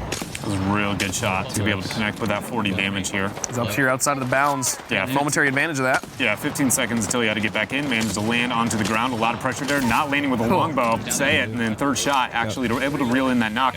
We have 1 up to the right and 1 down the hill here in this squad. Scoodoodle pressuring up. Over the edge. Oh, that poor person. Oh, and a snap rotation to be able to get the execute there. Love it. One more final target shot. practice. One more final shot to make sure he gets that elimination, as well as the extra point onto the kill counter for him. 4 squads, 12 players left alive now. That's 5 kills into the hands of Casudo. He's going to do a nice little 55 dink onto some epic armor, and he's going to snap from one side to another as both of the members pop out. Unfortunately, none of those shots are going to be able to hit, but it's doing just enough to occupy them, as it looks like his teammates could have an opportunity to roam around. Still trying to peek. No, there's 2 up, 1 off to the right, a little bit 1 off to the left. Not able to land that one as they drop down, both stacking on top of each other. 1, 2, 3's a charm. And he finds the first knock, swaps over to the scout, drops down 4 and 2 knocks here. Coming right out of Skadoodle, and look at the longbow, brings it back out. Oh my, not able to, he barely able to make it out of the smoke, but let's be real here, after those 2 knocks. Do you want to talk about confidence? You're talking about a scout and a longbow. You're talking about 2 light and heavy ammo snipers, essentially, single shots. How many squads did they just wipe? 2? Yeah, they just wiped 2 squads. I also like to point out that Justin is just nowhere to be seen. He's just somewhere off this way. When he gets out done looting, you'll notice on his mini-map, there's the yellow arrow that indicates where Justin is. It's just pointing off the map. He's like, he's over this way. You can't even see him. He's so far. That was Shroud and Skadoodle by themselves, wiping 2 squads. Impressive. So now 2 squads are left alive. If I'm not mistaken, taking a look at what the numbers were right before that question mark started to appear, it is a full squad of 3, which now is an opportunity for them to have 3 more kills to their counter, as well as the potential 5 if they end up winning this match. If I'm reading Skadoodle's minimap correctly, every time he flashes it up for like 30 frames, Justin is on the entire other side of the circle. Yeah. Playing the let's cover as much area as possible. This is still a very large circle. We need to get out of these games as quickly as possible. So with this 1 squad left, it could be 1 person hiding in 1 building. We need to be able to find him. This Beast of the Hunt is going to be important. It could be huge if he finds the guy right now. Well, and every second that you're wasting looking for this last squad, these last members, is time that's coming off of the clock. We saw actually at the end of the Europeans block what this was a problem that teams were running into. With a couple players left remaining, you're not actually able to finish them off. Those are minutes wasted. Those are points that you're not able to acquire. And I actually really like that call, especially if you're going to send out a quote-unquote scout in these type of circumstances, right? Who are you going to send to do that? Somebody with a portal to be able to get you closer, and with an iframe to be able to survive a all-in initiation 3 versus 1. You legitimately can almost not choose a better legend to have that, to be that kind of, I'm going to be that rogue agent, if you will. I'm a fan of the Pathfinder in that area too, only because of his mobility, but let's be real here, you can't just nope out of a fight the same way a Wraith can. I mean, you're a fan of the Pathfinder in general. I am, but I'm trying to not put my bias in there, right? Objectively, he is good in these moments. They have spread so far out as the point total's coming in. Kings Canyon's continuing to creep a lot closer to Reed's money, and this respect 1 point ahead of the Broys right now. They really could get this win. It would really help push them up. But Pepega 1 point behind them. Such a close race right now for third. We're gonna have to clear every house, I guess. 17 points, so +4 now for Kings Canyon as they've been able to claw back just a little bit after their last couple games. Check inside the bunker. This final trek for whoever this may be at this point is the most frustrating thing in the world if you're a team like this. And to be honest now, let's be real. Our broadcast has been out live enough at this point that, and we have promoted the idea that you can drop to land with these guys early on. If I'm a player, I might be going, I know they're in my game, or I expect them to be in my game. I'm going to do this. Like, I'm going to make this harder for you if you're a part of this tournament. And I'm not saying that's what we see here, but it's clear that they are going, you know what, we aren't going to reveal ourselves, burn as much time as possible. And in almost no circumstances is that ever a great win condition to bank on. Bro, scanning the area. You can hear him talking, bro. Where is he? Never Bro, lucky, apparently. what's going on? Never lucky. And yeah, you want ultimate accelerants, I feel like, for your Bloodhound here. This is one of the few moments that I actually think we've seen an objective, priority onto somebody other than a lifeline for ultimate accelerants. Late game, beast of the hunt. You want that as much as you can if you are, confident in calling out your opponents that you're better than them. Yeah, you got to be able to find these people, especially when time is money. It's not about how many games you play, it's about how many games you can Time get is in. literally money in this Literally game, too. money. Let's be real. Time is literally money in this situation. Where the fuck I am? I don't know, where are you? I was going to say, that's what we're saying about that other squad member right now, aren't we, Shroud? The death box not allowing the door to open. Just get pissed off of it and kick it. But I love how you have to kick it twice. It's like once, and then it's like, all right, the door won't open. All right, screw this door. The whole second time just to break it through. Well, I feel like they've been all over this map. I mean, find these people. Where are they? We're what? I'm gonna say my internal clock is saying like 15 seconds out from Bloodhound ult, and that's when we're gonna find it. I think if ever. All right. Found him. There you go. Skadoodle, he found the enemy. Yep, all three of them are left alive, and now this is where the fun begins. You can start the stopwatch and see how long they survive. I feel like that might be a better way to approach this last skirmish. Shots are coming out from all different sides. He's got the Kraber. That's 125 on the body shot. They're going to try to run in onto the building. He's got the R301. Isn't able to get the spray. He is able to get it on the other side. He's going to have to be forced to rotate down. Artillery strike is still left alive. Bangalore is going to get a little bit of a speed up onto the lifeline. He knocks down Don Price. He goes for the hip shot. That's going to be number 2. One player left alive. Beautiful movement there from Shroud. Something we're talking about later. He barely misses that Kraber shot on the fly down. Bit of pressure out from him now. Probably going to swap over to that R301. Gets a flank kick to the left. Spray and pray. Just to make that pressure into that corner. He's pinched on the back end of this house on the western side. Flank one side. Teammate flank the other. And Skadoodle and Shroud feel like they are about to close this round out. I do like this decision by him, though, to not over-aggress and go into the mark. He actually decides to heal up onto the shield battery first because he knows he doesn't want to stake anything to chance. He wants to make sure it's there, but it doesn't matter. Champion banner pops up. The Broys get themselves a win. I think he used a finisher there? He did, actually. And win the game. And I know this is a couple of seconds ago, but I talked about the movement you saw out of Shroud. The biggest thing was not only was he able to move between two those gas tanks twice and actually spray a couple of shots in between that, but then the second he breaks line of sight, he immediately lifts up. The Bloodhound thinks he's going to match him in a 1-to-1, sprays into the lifeline, and then turns the corner after the Bloodhound realizes he has completely misread. That was a full just movement alone, beyond the fact that he can point and click and shoot like Shroud can. Movement carried him there. A master class in motion and positioning from the Shroud Meister. And now back over with Dizzy at 11 kills again. 4 squads left, 12 people. It's about 9 to clean up. It's currently Kings Canyon on a 19-kill game. Excuse me, bro. I need to reload for a second. Yeah. The hip fire comes out. Dizzy able to get himself another elimination. It doesn't matter. It's always the worst feeling in the world when you're on the other side of that. When you're on the other side of that fight and you see someone reload completely. And he's able to get himself another one. There's 3 squads left alive now for Dizzy and his crew. Continue to clean up. Oh, man. More of them. It's like, hey, come over. We're over here. Please. I'm healing. He's able to make it out there with the eye for him and heal up. Shield battery comes out. He gets his full shield left alive. He's going to have to go. Now, he has to be careful with both of these clips, and that's going to be a big thing because he's only got 55 plus 43. That's going to be 98 left alive. But he's going to hop over to the edge. He's going to get one knockdown on the assist. Another elimination to secure the kill. 2 squads left alive now for Kings Canyon. That was just Craigasm, dude. My goodness, that was very good positioning and rotation there coming out from King.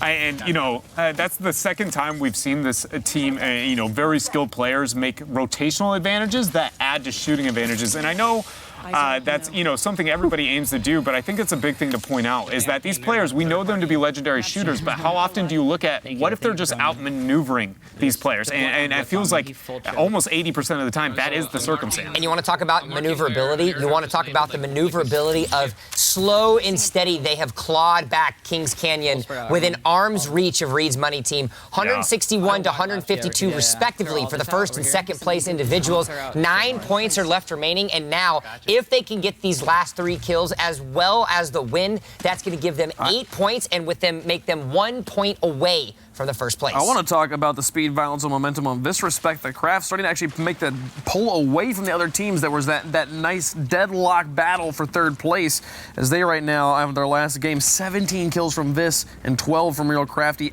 6 from Dr. Disrespect.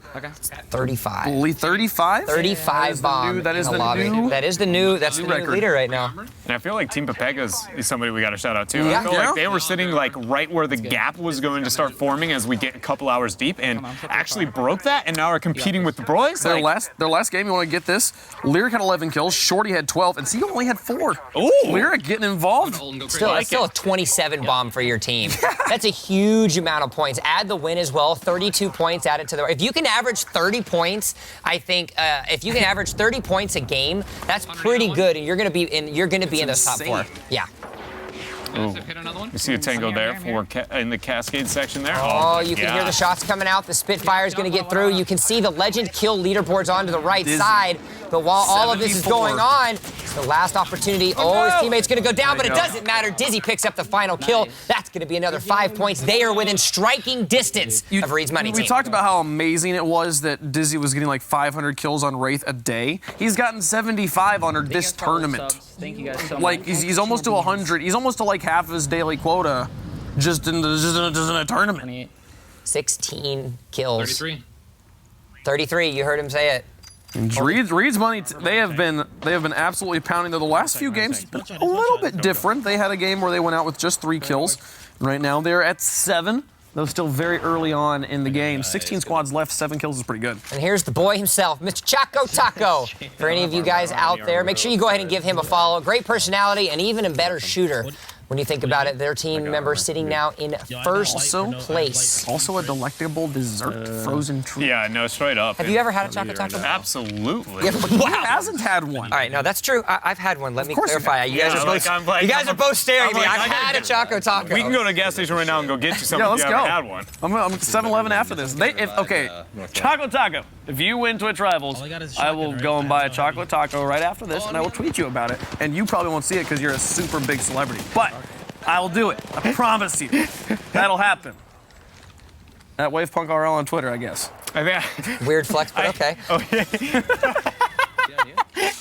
This was a sellout flex. That's what that was. The one thing I did want to bring up here, before we got into the beautiful debate of Choco Tacos 2019, was the fact that they are running what we have argued is maybe the most, standard composition right now with the Wraith, Bangalore, and the Bloodhound. It's just interesting to note because they are a very standout team performing and debatably one of the biggest pools of celebrities and popularity here at Apex Legends. So the fact that they're holding their own lead in the pack and they're running with that is something we got to keep our eyes on. I'm also gonna, I'm gonna bow down for you second for here, Dreadnought. You talked a lot about the Spitfire, and I gave it a lot of crap at the very beginning. It's pretty gross. All of the top players have been running Spitfire because they understand recoil control, and because of its large clip size and the fact that it has heavy ammo, it's actually doing pretty well for all of these guys. It's one of the gun types where its downside is something you as a player can adjust. adjust, exactly. Where like something like how many shots they have or how much the bullet spread is not something you can And so when we take that argument, right, if that's the one element I can't adjust when I look at the gun itself, and I've been talking about bullet clips and sizes and capabilities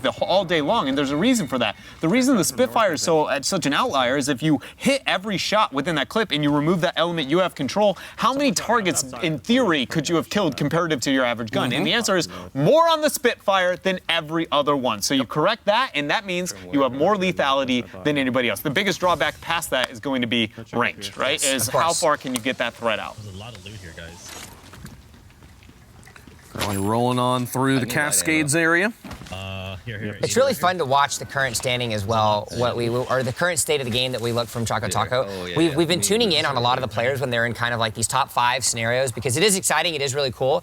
But for those of you hardcore BR fans out there, it's even more fun to watch the rotation strategies of what we like to call the mid game. Yeah. When you're in that middle state of the game, you're at the end of round 1. Coming into the part of coming through the end of round 2, that's more of that middle game area, especially in these high aggression games that we're seeing thus far. And it's really interesting to see players that have been doing so well, such as Visions, Huskers, and Choco Taco, on how they're rotating in this more open situation. Yeah, because there are a lot of unknowns, right? That you kind of have to make a bunch of reasonable assumptions, hold them as true, and then make the most educated, not only kind of choice and rotation for the team overall, and then see if that pays out. But if it doesn't, then you really have to call an audible rather quickly in these type of situations, only because kills have been so heavily incentivized here at Twitch Rivals. You'd think Reed's Money maybe gave everyone an opportunity when their last game didn't go so great. They only got 3 kills, were out pretty fast. But then he bounced back. They have 14 kills with 11 squads remaining. There are plenty of teams that 14 kills is a good game for them. And here they're only halfway through. I love how that's the standard of play that we have right now in Twitch Rivals. Oh, you only got 10 kills. You need to do better. You're not doing as good as you need to. You need to walk up and try to get one of those 15. Like your brother Jimmy. Jimmy always brings home the 20 bombs. Nice. Okay, let's keep going. That was 10 out of 10. You know. I'll give you that one. I needed to give you dramatic silence for that one. That was pretty good. Can't deal with Jimmy there. Why is it yellow? Why is it? Jimmy. What is this game? Care package far west. Choco Taco here, 10 squads remaining now. Dude. Rocking the Peacekeeper as well. He's got his close range locked down, and then everything else is handled by the Spitfire. To the balloon. They're all in a really good spot as well because they've got themselves epic but I'm here. I'm armor alive. too. Let's go jump in with Summit in the gang. We haven't seen them for a little bit. Summit, Josh, and Bye-Bye. Bye-bye. Still on that rare Pathfinder. Finding themselves in a top 15 5-squad left situation. I think we should go back. Now, while things do look good for them, considering the fact that we see Josh OG with 10 kills, he's got 0 armor, and he's only sitting on level 1 armor, so that common armor that you can see all across the map, which by and large doesn't seem like a lot because it's definitely not. That's an extra 50 effective health, essentially. And when you get to those later stages of the game, where you have the enemies with a fully kitted weapon, you're going to get chunked pretty quickly. I love Josh OG's infinite dab up in the corner. The little ghost dude in the top left. Just going at it, man. Yeah, if you shoot the bomb, He is. He's back and forth. It's That's serious cardio. You're right. 4 hours of just infinite dabbing. Found themselves at least one squad. Already got a knock around the truck. Great tracking here. Coming out from Josh OG. Very well done there. And with the Spitfire. Yep, and there you go. You actually saw he communicated it to his team a second ago, and he was able to do that. Shooting the bottom of the caustic barrels, that little red ring disapparates it immediately, which gives you just enough counterplay to not get slowed down so you can chase the enemy or draw back if you need to. Bye-bye, though, receiving a bit of pressure. Josh OG not able to connect there with that longbow. Throws out the thermite as we get a flank from Summit as Bye-bye also gets pressure on the side. 4 squads going ahead and remain. A lot of damage coming through. That's going to be the first knock out of, again, one of those 4 squads left.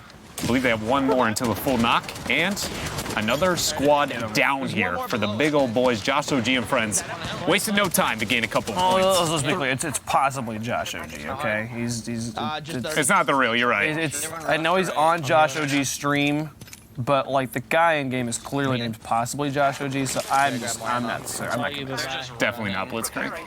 No, I definitely. gotta grab more ammo, guys. But he's most certainly possibly above 50% a chubby stormtrooper. For sure. Marshmallow. And I can tell you this much, he shoots better than a chubby stormtrooper. He does. Shoots a lot better. Shoots a lot better than all the stormtroopers, man. Light ammo here. I like what is that, Ren or Stimpy in the background? I forgot the difference between the two, but. So many. Have you heard the theory about how stormtroopers actually were intentionally missing in the moments where you see them missing? Yeah, that's not a theory. This is canon? That's life. That's life? That's real. Is this some weird allegory to people aren't there when you need them kind of thing? No, we just went down a deep dark path, Dreadnought. I don't think this is the way we want to go. It was one of those like, how can our dreams be real? Like I was trying to what is it? The Will Smith's child. I was trying to just become the prophet. This is where we've reached ourselves. Let's just go check in with Vicious. Let's go see how the Doc's doing right now. Has he been able to beat up on Shroud? He's currently ranked more highly than he is. Ranked 3.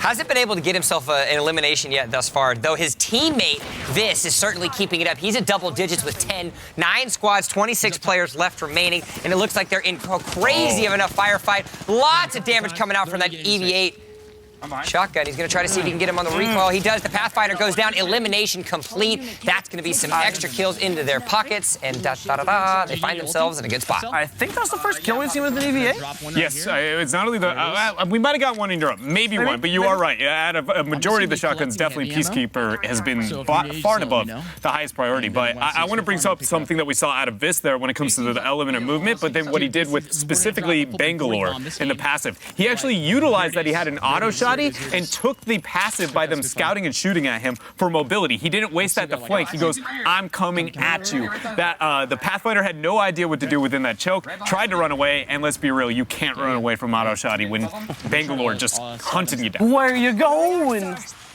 Come on back. Now the Arc Star is in to clear the house. And what happened? The sticky grenade stuck the tape too. I just want to know if it goes through the door. There we go. And then it is the grenade. So you can use grenades to blow open doors. Great. People in there. Look at that. Oh, 59 damage. Charging on in. Able to get it, knocked down for 1. He's going to immediately go in to try to get more. He's going to use the Bangalore passive, just like you were talking about in the last engagement. Yeah. A couple of hip fires are going to go out. He knows the guy went out the backside. He's going to ADS to try to get down sides, paints a silhouette around his character. Bangalore smokes to try to get a little bit more out of it, and it's the hip fire, the knockdown. One more still left alive, though. He needs to be careful. Yeah, and they got to just track down the third, wherever he's going to be at this point in time. I don't believe that they are going to maybe look for a ping with the Bloodhound. They found him inside the house. It seems like somebody's kind of spraying there. Oh, there he is. He's going to have to try to get one more. It's going to be a Mirage. Is he going to be able to get it? He is. Muscle Murphy, I'm sorry. It's back to the lobby you go because Vis, Dr. Disrespect, and Crafty are running huge. And one thing happened early in this initiation before the chaos kind of keeps happening here is, but after that grenade went down, the 59 damage that came in, they knew that after they got the knock on the staircase, there was a second target upstairs due to the information on the lack of shields based on that grenade before. It's one of those moments where the UI elements of Apex Legends allows you to make very smart choices in very quick time frames. And Vis, I mean, he's been clutching it out on that all day. Yeah, and just when you think all of the action is over, squad after squad is concaving down onto Disrespect the Craft, but they are not backing down. It is another knockdown. Crafty's able to pick up this one. A little bit of slide coming out of Vis. An assist as well as Dr. Disrespect finally gets on the board and gets himself a down onto I Huge Pickle. There is still one left remaining, though. It wasn't a full elimination, so scouting, he must go. Blow me. I don't know where I'd be if I Huge Pickle wasn't knocked out. Yeah, of this group, man. I'm not gonna lie. That guy's and his teammate DeCuck over there. Dr. Disrespecting friend, able to rid of the shenanigans here. He is purging this lobby of all of his shenanigan names. Now is this rolling in more wingman play? We got multiple games, like 3-something games going on with people dropping 20 bombs at the moment. It's just when you start to think like, this will be the game that puts them ahead. Nope, everyone else is right behind them. And this is something that that really speaks to the streamers that are involved here in North America. There were clearly some outliers in Europe. You had ZF, you had the Nordics, you had Team Main that were doing really well on that side. Now, if you take a look at the standings and you see what you have on the other side of the board, every single team is showing up to bat. Every single team, just when you think, oh, well, they're out of the run, and they're dropping 20 bombs, they're dropping 25s, they're breaking the new record with a 35. They are showing up to play today. And I want all 6 of them. Oh, hey. Yeah, 100%. And I think that word, that sentence, if you will. Thanks for the 200 bits, man. Appreciate it. Thanks, dude. Right as you finish that, jump, he comes in and he goes, I want all 6 of them. And I think that shows exactly the thought process here is there are 6 people left, and if we don't say, that we are the ones executing each and every one of those, we're doing something wrong. And that's a mentality the guys have to have because it is a very tense race there at the top half of our standings. Disrespect looks like he's going to kind of move up and just scout a little bit there as he drops a portal for retreat if things get a little bit hairy. And we are back at what feels like the prime place of action over Apex Legends. Every game seems like this is very much the beginning or end of it. Team Pepega, just an update, currently dropping 28 kills. Oh, the game is not over yet. Above me here. And that's after they've been stepping up the ranks pretty heavily in points, actually. They're a group we might have to look out for. Hold up, though. Nice. A little bit of damage, not enough to get rid of the shields, but a full flank actually going down, knocking all the shields. The teamwork and focus fire here, tracking it down. Look at that. That is the power of the Spitfire, how long he was able to hold down that pressure and that damage. They're spraying through the smoke, end up getting the first knock here. Get him, they got him. That's the squad. Just one more squad left. Two squads left remaining, and they found them. The action has not stopped the last 5 minutes. It's been Disrespect the Craft that have been going time after time again, squad after squad. The Bangalore passive gets popped out. He's going to throw the tactical ability down as well to get a little bit of smoke. He's going to beam with the Spitfire, but it's not enough. It is Vis against the world. We've seen opportunities from their team. The knock isn't going to happen. It is. There's one. There are multiple members left alive. Things are not out of the count just yet. Vis has the Phoenix kit. He's going to try to get himself a full heal. Thankfully, he's able to do just that. Phoenix kit goes off, but as we've said, it is not over yet. Does his teammate go for the reses in the same way that Vis has decided to go for the reses down below? The shots come out. It's a lot of damage, 50% damage onto the shield. Goes for the smoke, buy him a bit of room. He sprays down. That's 2 versus 1. No shielding remains onto Vis. Goes back, looking at a Phoenix kit. Will he commit? Oh, yeah, he uses the shield battery, so thankfully he's got a little bit left on that epic armor to try to give him a little bit of something. The full finish gets finished off there. It's a lot of finishes. But that did reveal where they are. The fact that they even have an angle on that one member there. Now remember, he did get that knockdown. There was an opportunity for the enemy actually to get the revive. Thankfully, he's got the height advantage now. Lots of damage, is able to break the armor, which means it's time for him to push. He's going to get a lot more. The armor breaks. You can hear it. A knockdown has happened. He's going to switch to another one. Full elimination. There's still one member left alive, though. He's going to have to be careful. He's getting flanked there. I felt like he had a little bit of pressure from above. Apparently not. Able to buy time to get the shield battery, knowing that he's got to be in the river down below. He goes for the execute, so he is in the river. Vis knows where he is. One target is going to remain. He gets the flank. Lifeline is dead. Champion banner goes across. You can see the excitement on Vis's face. The headset comes off, but it doesn't matter. They get the 5 points. Disrespect the Craft showing up huge. Oh, man, it was the power of G Fuel, man, carrying Vis all the way by himself. The 1v3. So important, too, that he gets the elimination on that first down, or the second down there, to make sure he guarantee they're not going for the revive. There's no way I'm going to get the situation. We saw someone in Europe had that exact situation. The 1v3 gets the down, didn't get the finish. The revive comes out, gets pinched afterwards. I want to bring it back to some of the information. I talked at multiple moments throughout that game how they made smart choices. Vis did it all game long. He had so many moments where he's like, UI information number 1, which leads to how many situations they can be in, and then capitalizing when they make a mistake. And even at the end there, that execute, the only way he can kill their allies is from above because of how against the wall they are. That leads to only one place they could have been. He knows, he heals on the backside and goes for a solid flank. Yeah, the lifeline maybe could have looked out for it, but all things considered, Vis constantly pressuring when an opponent makes any kind of questionable choice. And it seems like it's a strategy that you take a look and you're like, oh, you're just going here, you're just going there. No, every tiny piece of information in a BR is extremely important, especially with the pure mobility that Apex Legends brings to the table. Vis, in that clip, showed true and tried, said that backwards, but it doesn't matter, how he is capable of taking the information that he has and rotating efficiently. And at the end of the day, when shots need to be hit, he does just that. And hey, it was very fortunate for them that final team just pressed right in. Like, cool, the fight's right here. We don't have to go looking for it, we don't have to go hunting for it, no wasting of time. Let's finish the fight, let's get out of that one, and they get the win. Folks, we're gonna take a quick break, and I know you'll miss us, but trust us, we're gonna leave you a Summit, we'll keep you company, stay safe, we'll be right back.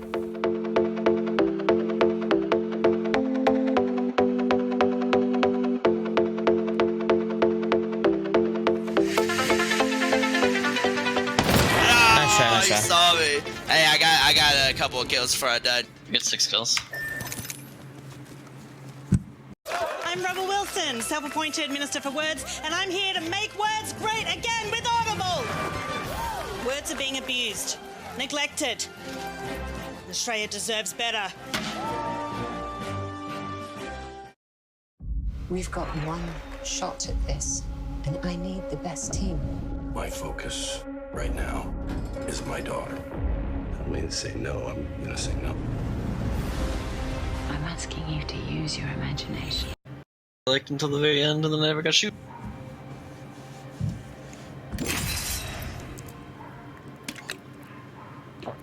Oh, mistakes are being made.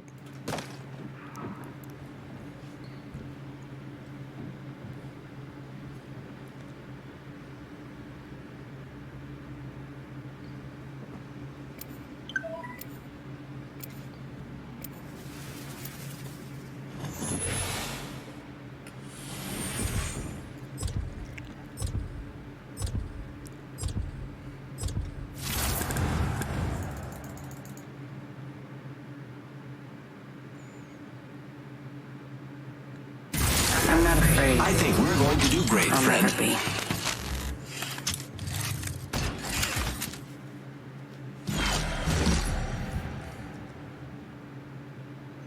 Just fucking hugging that building, dude. Ally fighter. The end is decided. Trust it.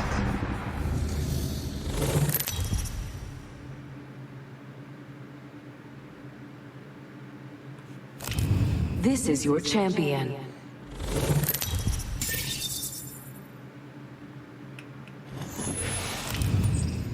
All right. The jump master. I won't let you down. Bunka.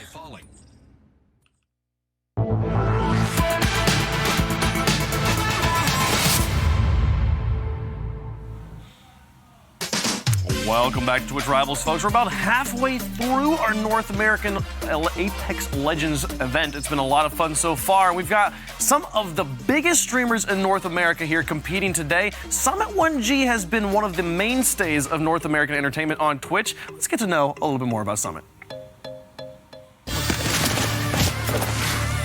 Punch him!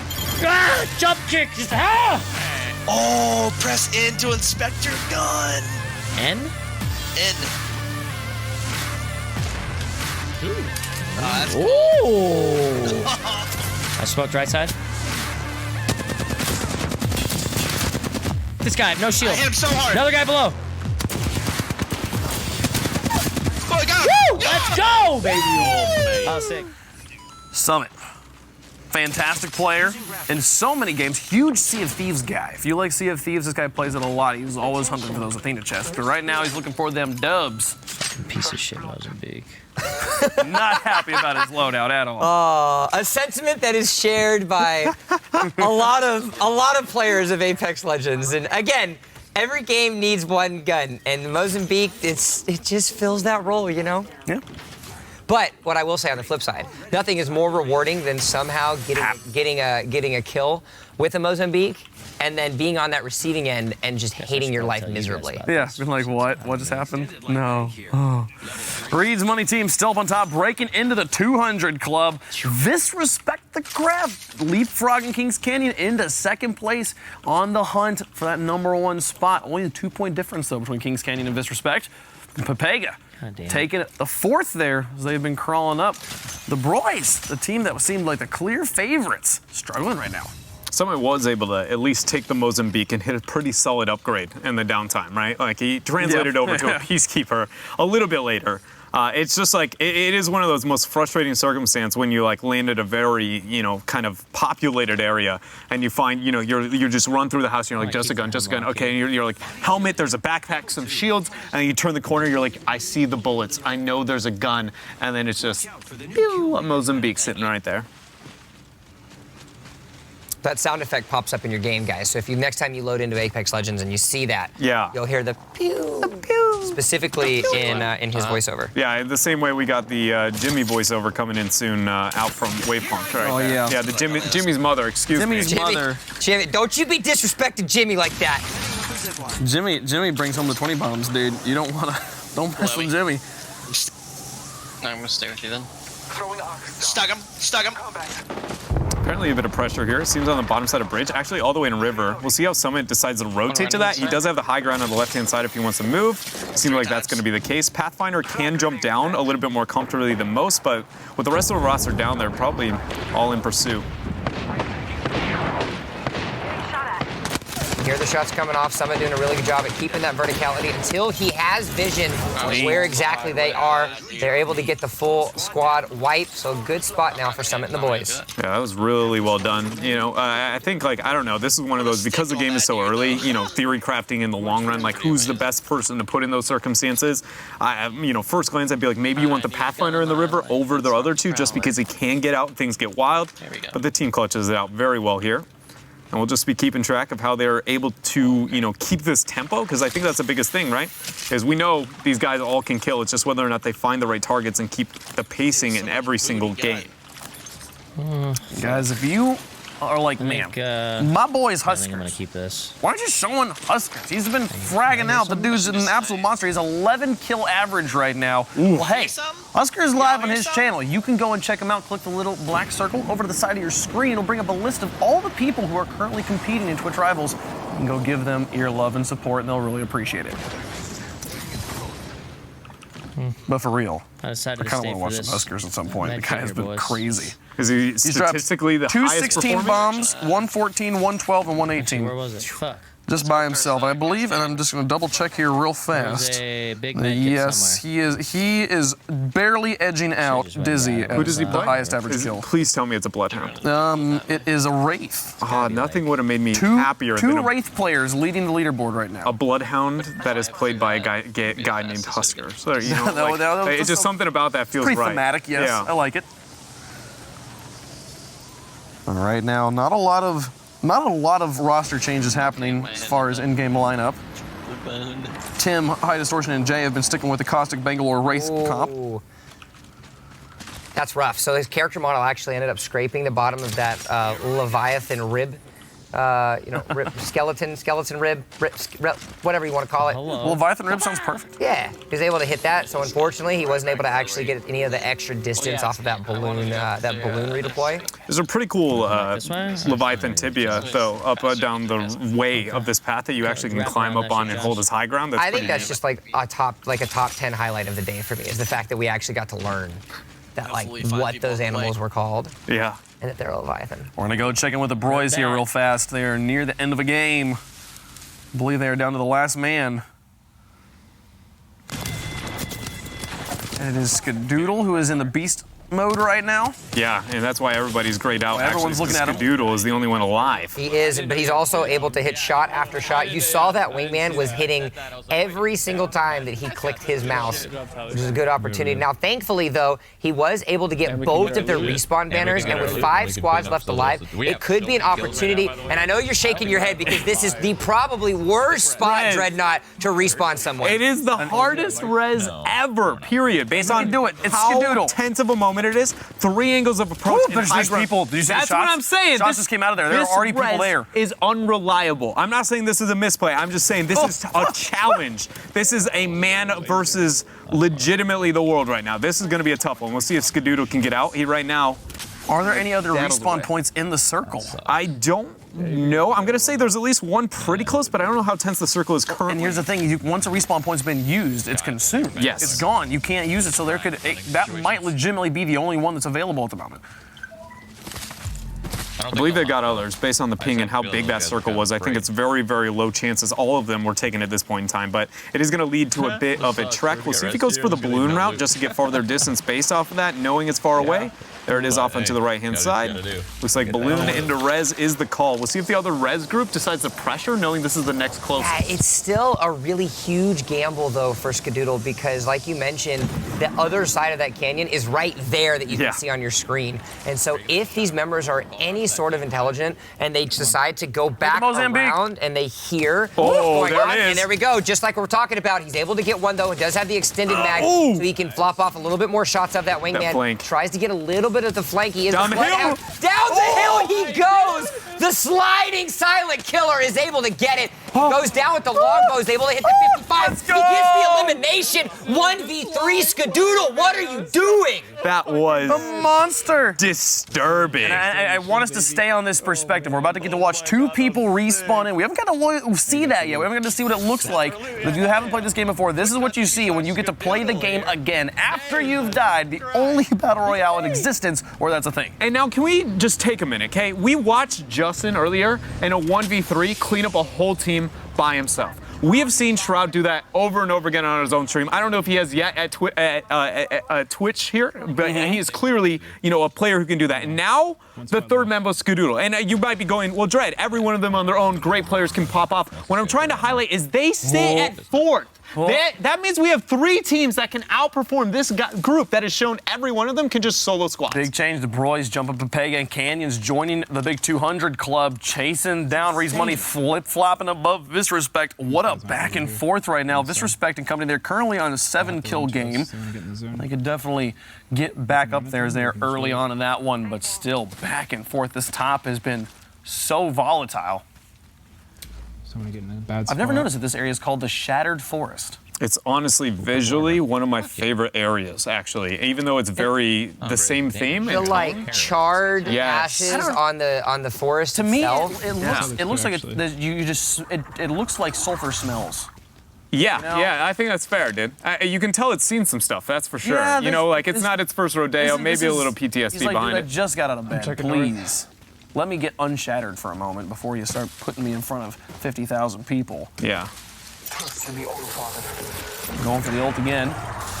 Who can we find this time? Where are the bad guys? Come on, team. Can you imagine if you put Bloodhound's kit with Pathfinder's attitude? Please. Where are the enemies? Seek out your souls. I would love to kill every one of them. Where are they? I'm just gonna metal knuckles to the face. I'm just gonna exist in this conversation. You're enjoying it. You like it. There is only 2 squads left. Again, having to hunt for the last squad. I want to see it be Skadoodle's life. I'm ready for them to start saving ultimate accelerators for the Bloodhound, just for the late game, because I think that teams, I don't know how much analysis, you know, probably North American players were probably playing and prepping for themselves rather than watching the European games, but we have seen this enough that I think it might be a viable strategy for this tournament. And they don't have a lifeline, who's the other player you usually pump accelerators into, exactly. so might as well. Well, I think that's the decision you make between the mid game and the late game as well. Once you find yourselves fully kitted up and you don't really need those extra care packages, now you're trying to figure out, all right, where do we want to funnel those ultimate accelerants into? And I think you make up a really good point, Dreadnought, and that needs to go into the direction of somebody like a Bloodhound. It could be argued as well, a Bangalore in some instances, but by and large, it just creates so much more offensive opportunity. Yeah, I think it, especially for this format, I think enables that strategy even more so as things go down. But now we play the hunting game, you know? And it's been one we've seen this group play quite a bit. Scared. I'm gonna guess they're in that 3 choke channel that we were already seeing. More often than not, it seems like that's where teams kind of weigh. They like to feel like they have the high ground advantage along with the tight corridor that teams can't move into. That being said, they usually struggle at checking their flanks well enough, and that's where our streamers have really been able to thrive. I think it's twice now we've seen a team try to hold their own and then they got flanked and killed. So we'll see if that happens here as they're headed right for the choke. Oh, there they are. They say they know exactly where these guys are going to go. A little bit of a climb up now for Skadoodle. He's going to try to see if he can get a little bit. Oh, there's the 103. We got to freeze frame it for you so you know what's going on, because he's going to have to hit another one. Clip it, rock it, keep it, because Skadoodle is hitting the shot. Get this kid out of here. That was mid-slide momentum downhill with the leap, and he's going to flick that. Slides down. Oh my, what is he doing? Doesn't matter. Skadoodle! You want a decline, I want a shot to the face. Champion banner comes up. And look at his face. He's like, all right, cool. We got a woo out of him. Another day in life. He's like, oh, no, that was the 4th best shot I've hit this week. We all know Holy Skadoodle, crap. former professional player, former champion, has what it takes to click heads, but now on a whole new game like Apex Legends, certainly flexing the muscles. He won the event of the year in 2018, and we've only started to see the beginning of what he can do. Let's go jump on over with Tim the Tap Man and company. We haven't seen them in a while. Tim the Tap Man, Mr. High Distortion, and Jay. So they're currently Would look like a 12-kill run. 6 squads remaining. Already losing Tatman, though. Oh, no. Tim, come back. We need your poison. Yeah, he's in a really tough moment. He can be revived, technically, right? But we see him stuck in the choke, and it looks like Jay's on the opposite side of this very small, tense area where Tim is. If all 3 members are in there, they have the opportunity to go if they execute. Tim has been able to lean his way out. We see the smoke into a res. Is anybody gonna shoot? Yeah, like right there. Seems safe for now. Dude, I got caught out. You need a Phoenix? I'm going to the shots. Swapping over now to Tim's perspective. Oh. Getting lit a little bit. It's just the way of the road for this man, though. This is one of those moments where, as Caustic, you feel very useless, though, because you can't move up and trap or do anything with your kit. You're just a normal character trying to take a shooter here, and it actually pressures Tatman to actually get pressured down to a full knock. He can come back. Still Jay trying to flank from the backside, still with the quarter shield, and the Bangalore ult does come down. I believe it will finish off Tatman. I might be incorrect with that. Seems to be out of range of any of the grenades at the moment. It'll be all right, but a close one there. Team Papega jumping over the broys. I also do want to point out on the leaderboard, while they're not in first place, there's still plenty of time left, of course, but Dr. Disrespect's team is 189 points to Shroud's team's 181. He is currently in the lead by 8 points, so the rivalry that we've been hyping up throughout the entirety of today is still holding true. And now, taking a look at the leaderboards from the Legend standpoint, the first 100 bomb is going to have, our first 100 kills, and of course, who else would we expect other than Dizzy on that Wraith? What a fantastic performance. You told us to be looking out for him, and you were right. Everybody else, the next closest we're seeing is 60 here. Viz, Josh OG, Seagull, able to pull them off on their respective characters. Still taking a look now. Tim the Tatman. Going to try to see what little extra goodies he can get. There is a turbocharger.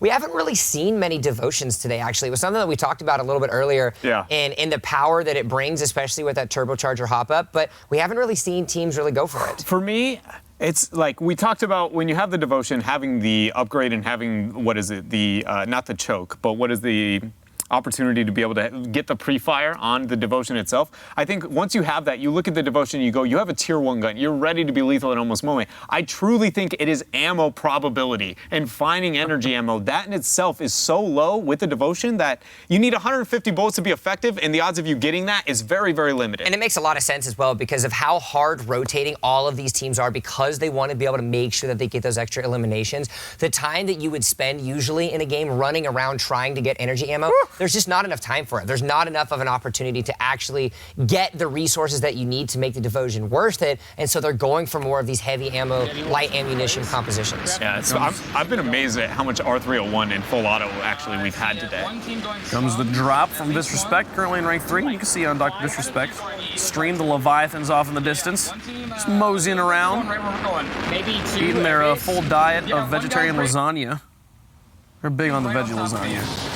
One thing that we haven't pointed out at all, because we haven't talked too much when it comes to the dropping capabilities, is that Mirage is actually one of the few that can use his abilities while he is flying into the map. And you can use your Mirages to actually make it look like more people are in an area than maybe you actually truly are, right? And I've even had games where you can threaten people off, right? They see double Mirage, and if they aren't paying attention, they think that's a group and I shouldn't go there, and like they want to run away from the fight. Talking about a fight, though, Disrespect finds himself one there with that R5. Oh, always feels good when you get it with the automatic pistol.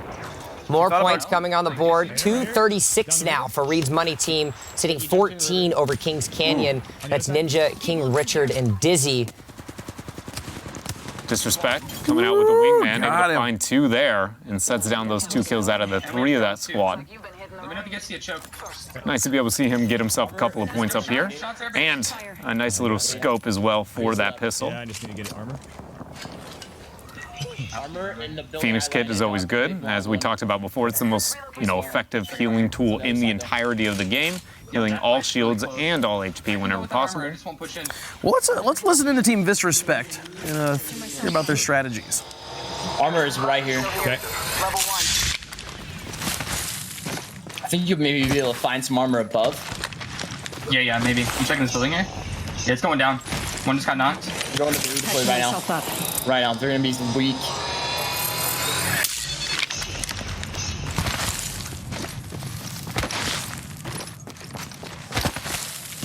checking the top for armor.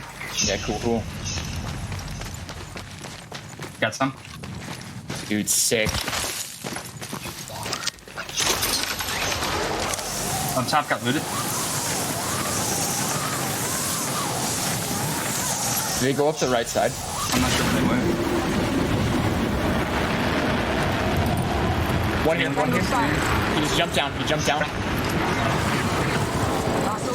Dude, blasting my marker. One of the box, one. Broke armor. Knocked. Nice. Yo, one more. Bangalore. He's low. He tried to res his buddy, dude. Jumping in the smoke. Oh, one hit.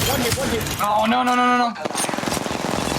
He wants to thirst so bad, dude. He's so low, Doc. Why are you thirsting? Nice. He ain't. I got him. 1 second. Very nice, boys. Very nice. Reloading. He ain't allowed to. One of them had blue armor. I think it was the Wally had blue armor. Okay. I'm pretty sure. Take that. Yo, you need that choke? I do. Yeah. Okay. Do you?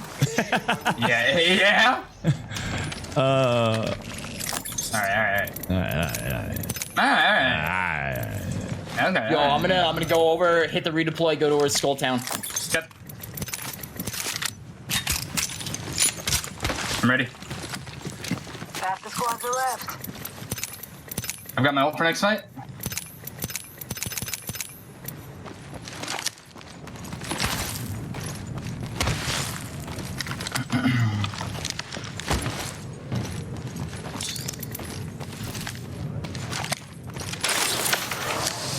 In the redeploy?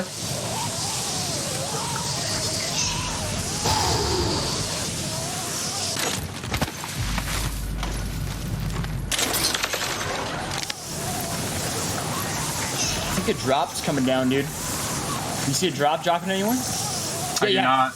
I like how Dr. Disrespect's teammates were like, why are you thirsting? Because you could insta-revive in this game. It's actually the tactical best decision to make it happen here, but they get the wins. Now, I want to go check in with Reed's Money team. We have not really actually watched too much of them right now, but they are our leaders, and Huskers has been a huge part of that, continues to rack up massive kills right now at 8. He is currently averaging 12.3 kills. What are the other two averaging? Like on The on other average, two what are the two are averaging 5 or 6. Oh wow! So he's literally he's double doing, theirs. Yeah, doing just as much as the both of them. And I feel like I tried to bring this up a little bit earlier when highlighting, look at Shroud Squad and what they've been able to do when we watch them as individual players. And we have seen them be 1 versus 3 gods. And that, look at this roster. This roster is number 1, and that is 5th. So think about what that is asking of players like Huskers. If it's not a name that you know, it sure the heck should be one that you know in the future, because this guy is making, the OGs, the gods across the board look mere mortal. I mean, hey, and if you want to know him, you can go over to his channel because he's actually streaming right now. You can go give him the follow, give him the Twitch Prime. And here's the interesting thing: we were talking about like the meta team comp. 4 of the 5 top teams right now are running Bangalore, Bloodhound, and Wraith. Yeah, and then it's almost like we slightly projected that might be what the we're just stretching our little caster expert skills. We saw it happen and we were like, yeah, we knew. To be fair, I did expect, out of the things we did say, I did expect more Gibraltar. I didn't expect a lot of them, but I am in awe of how little Gibraltar we have. He is still the kills. Still in North America, been picked 1 time. I mean, at least he's had his powwow showing 1 time. Yep. We have a full healer. Right now, 4 teams in the 200 club. Broy's joining, leapfrogging back into the top 4 again. So those teams keep on kind of alternating back and forth. So they're racking in points. 8 squads, 20 players left alive, 9 kills already. Yeah, I'm pretty decked out here for Huskers. Is they're going to get themselves looted up, ready to go into what believes to be this next round. We can see that the ring is actually trying to pull in. Does a really good job. Swaps right over. That's 2 1-on-1 headshots that he's able to get, and you're not going to be able to survive. He does get knocked down, however, so it looks like Choco Taco is going to have to come help out his team. He is able to get the down. Oh, but the ring is going to be able to come in. You can see the enemy pings coming out. Vision's doing a really good job at spotting him down, but it looks like Taco, as well as his teammate, needs to help out. They do get the full wipe. That's going to be a great situation for them. Reviving. I double hey, look at the skull. You just stick it, man, at that point. Yeah, I commit. Stuart, thanks for the bits, man. The one thing there, though, beyond the fact that we saw that raw double wingman headshot from the hip after the swap over, I want to point out the fact that, you know, the opening half of that clip was not advantageous for Husker. He realized, okay, I didn't get the ADS I wanted, I didn't get the shots I wanted, and he knew that if he committed to the remainder of the R301 clip and full auto, that's not lethal. So he snap rotated. That being said, he had two just ridiculous back-to-back headshots after that made it look easy and calculated from beginning to end. But those are the small things that these players are doing that are absolutely separating them. Not so much always the double headshots as much as it was clip awareness and weapon awareness to lethality. I wanna listen just a little bit to hear like what is the attitude like? What is the vibe like on this team that is currently winning here in North America? To our south. Beaker TBOB, thank you for the new Prime sub. Welcome to the Huskies. Appreciate that. Is that? This is me. I'm glad Beast Mode. Shoot me. Innocent.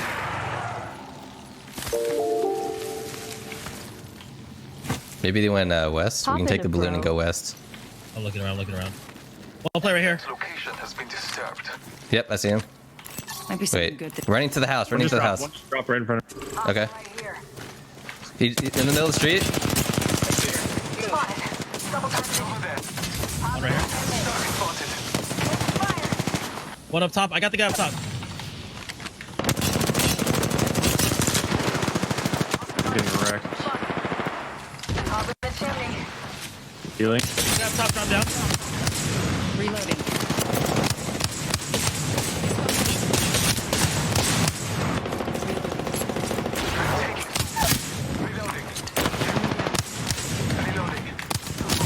Got him. Good shit, guys. That guy. They were decent too, I think. Yeah, that one guy was good. Yeah. Feral. Oh, never mind. It's okay. Never mind. This guy has a prowler with all the attachments. If you wanted visions. Could be loot here. Really? Yeah, he has a slug fire. I have that. I've seen extended. I don't know if he had extended. I didn't check. So 5 teams to kill. 1 minute. Balloon. Close. I'm gonna go.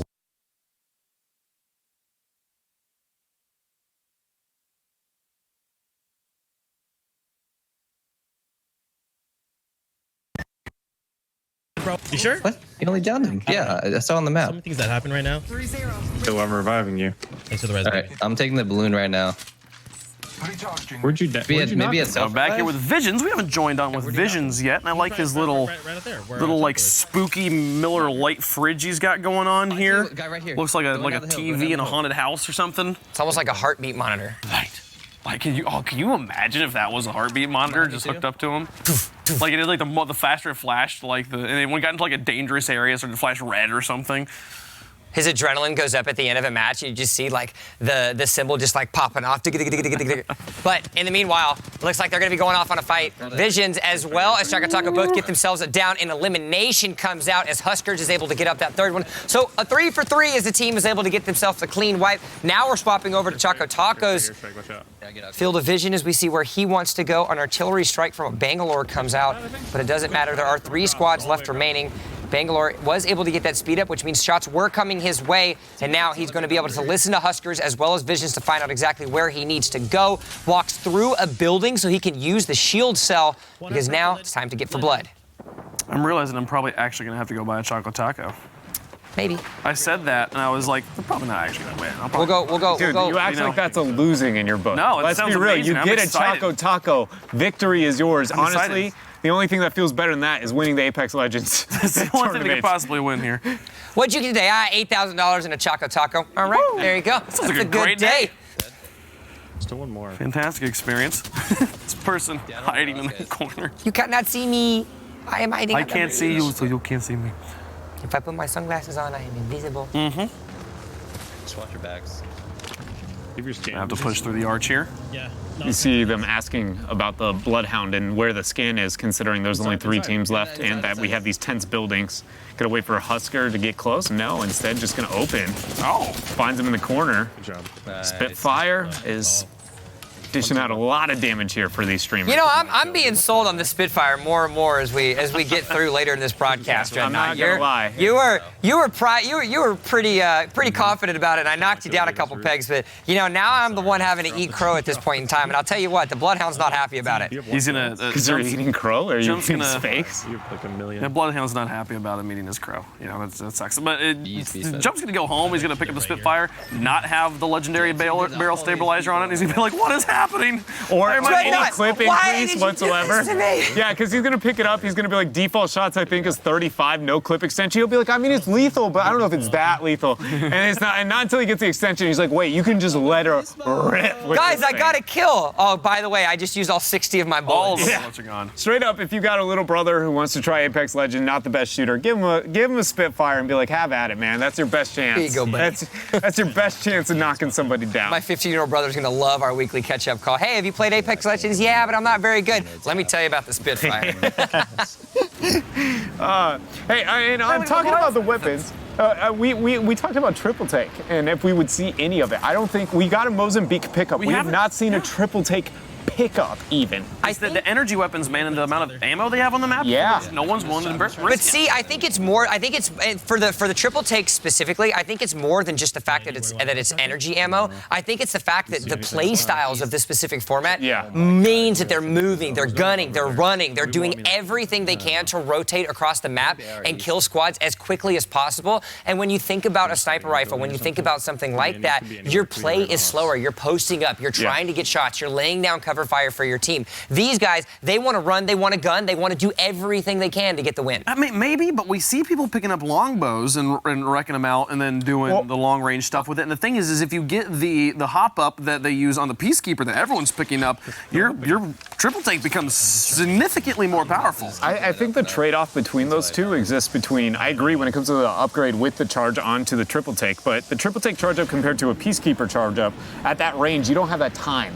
They're moving so fast, they're gonna get behind cover. You want to be able to get those shots and get that damage. And let's be real, the numbers are hard to calculate on a triple tap if you do not have all the perfect circumstances at hand. So, or triple take, excuse me. So it makes sense to be able to neglect that, avoid that, and stick to things you know. Longbow, yes, it is long, and yes, it's gonna pack a punch, but we know if it clocks, 55 damage or more coming down the line. I also want to point out that on the standings there, Tim the Tapman's team, the 95 Blockbuster champs, which is, I think, 2 years after Dr. Disrespect was the back-to-back Blockbuster champ. I think it was a 92-93, if I'm remembering correctly. So yeah, that's just interesting. Also, they're crawling up the ranks. They are slowly but surely gaining some points, possibly going to try and take that 6th place spot. So now we find ourselves in a similar situation that has happened to many of the streamers and Twitch rivals today. Your team and one other team are left remaining, and now it is the hide-and-go-seek method. Chaco. Everybody is spread out trying to figure out where they're going to go. You should have got one of the tanks. One guy too. Get in the Jeep. Drive around. Do you hear that? They said they think it's even one guy. Well, I'm going to be honest, every time this has happened to a team, they thought it was one guy. Yeah, and then it's always been 3 guys. You're not wrong, actually. That's happened about every single time. So that is fair. It's just like, we can't find him, it must be one person. Which is not a wrong thought to think, but it has been a full team every time. They got the supply drop. Let's see if we get ourselves a Kraber or Mastiff. What's he get? Oh, there it is. There's the Mastiff. 4 seconds. Call it a day. Honestly, I just put that on the Bloodhound and I just be like, go at it, man. Yeah. Beast of the hunt, find them and end this game. This can't be real life. We haven't talked too much about the power of the Mastiff. If you think the Peacekeeper is threatening, the Mastiff makes it look like a, honestly, I don't want to say too belittled because it is still a very good gun, but the Mastiff's chunk is huge. You are going to die if you sit anywhere near the close range of this shotgun. Becomes a peace distributor. No longer keeping it. We have the Keeper, and this one distributes it. Sucks if you can't. Oh, they're going on the zipline up to watch tower. Oh, he's spotted him. There we are. Late to zipline.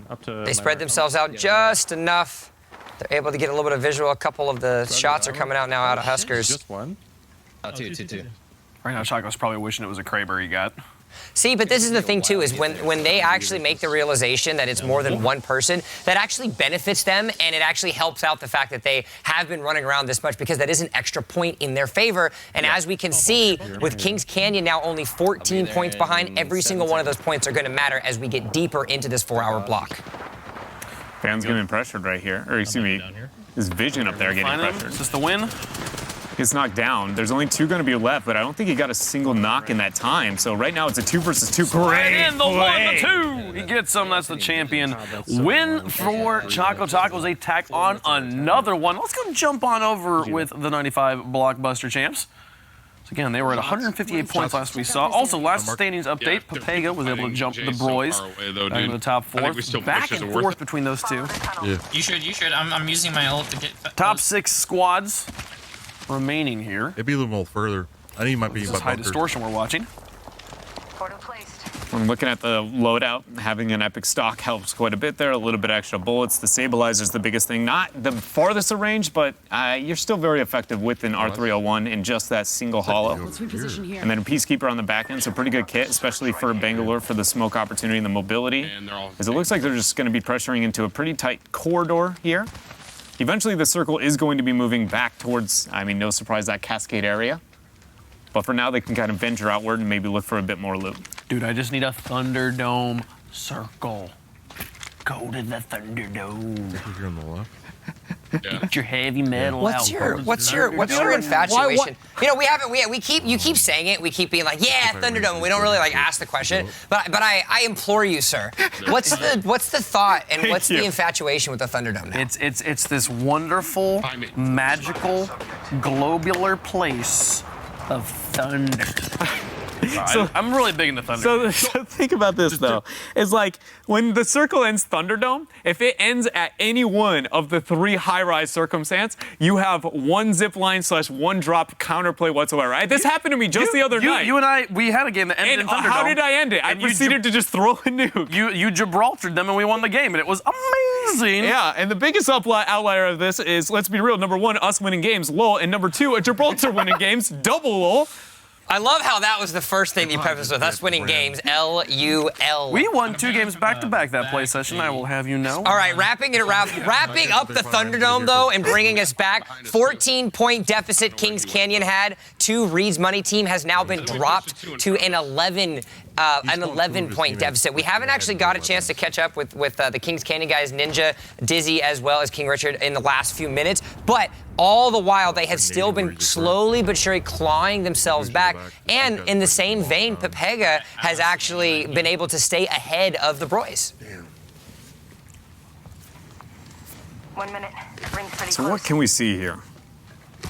We know the drama matters when looking at the standing, but within this, specific fight here, the perspective we have with high distortion, they're very well kitted. They'd have... Close to the wall, I hear him. Okay, Tapman has at least discovered somebody with audio. If they're indoors, you never want to do that into a caustic. He is going to trap you and put you in a bad spot. Great shot. Good damage out of the Peacekeeper. Nice star. Will at least gain some zone here. And a nice high ground attempt here as the flank coming through. HD also was able to pick up a shield cell. It was like, oh, thanks, I'm going to take that. I need a body to be able to kill in the process. Tim the Tapman's able to get himself that piece of that knock, as now he's trying to see if he can rotate around the corner, try to find something. He gets down again, a little bit of a speed up because he knows shots are coming out. He's going to full push in. I'm going to try to jump across corner after corner to make sure that he gets the full check in. Oh, where did he go? He's hiding. He went to the roof. He went to jump down.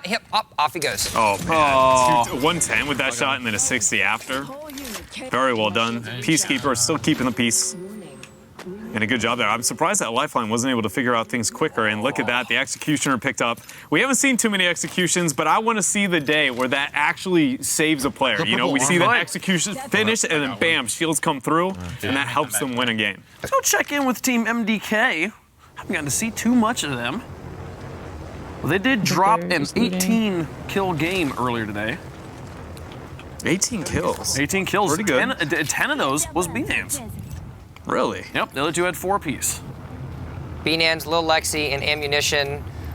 3 girls that have played together for quite a long time across multiple titles, clearly having the synergy that they had. And, sometimes you just need to find yourself a little piece of momentum. Despite some of the early struggles that they had, they still have plenty of time and plenty of opportunities to get themselves a couple good win streaks. And what we've seen from a lot of the other teams, a few double-digit kill wins could give you enough points to potentially jump a couple in that leaderboard. They got 5 earlier. They do find themselves down 100 points to 7th place to 95 Blockbuster champions. That's Tim the Tapman's squad. But again, in a game such as a Battle Royale, streaks are the name of the game. And if you find yourself in a hot spot, you could potentially jump up that leaderboard. Right now, only 2 teams that haven't managed to break into the 200 club. Found a couple tangos on the side. Lit up one, great flank. Oh my gosh, good advantage here. Swaps over the Peacekeeper to finish it. Sliding down the hill. Oh, there we go. Ooh. The 12 was all they needed, and that was the final kill. Fadeaway shot pulls through. They're able to get the full wipe, and another 3 points gets added to their score. That they're going to select their loot, collect their winnings, and move on. I think we still have one more team on us somewhere.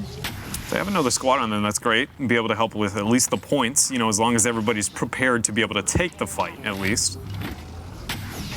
Looks like still just looting up, you know, some of the spoils out of the last skirmish here before they move on. Look at everybody who was in the 60s club is now in the 70s club. And Husker's still alone breaking 100. I think it was 118 kills we saw on Makatao. Yeah. It was. You actually had on 107. You had 107 on Dizzy, actually. And now he is not in the lead anymore as far as the Wraith kills. It's actually Huskers that has been able to take that lead. Oh, yeah. I didn't. You know what? I've just been used to that being Dizzy's spot right there. I didn't even notice it was Huskers instead. I'm glad you pointed that out. The Wraith killers, man.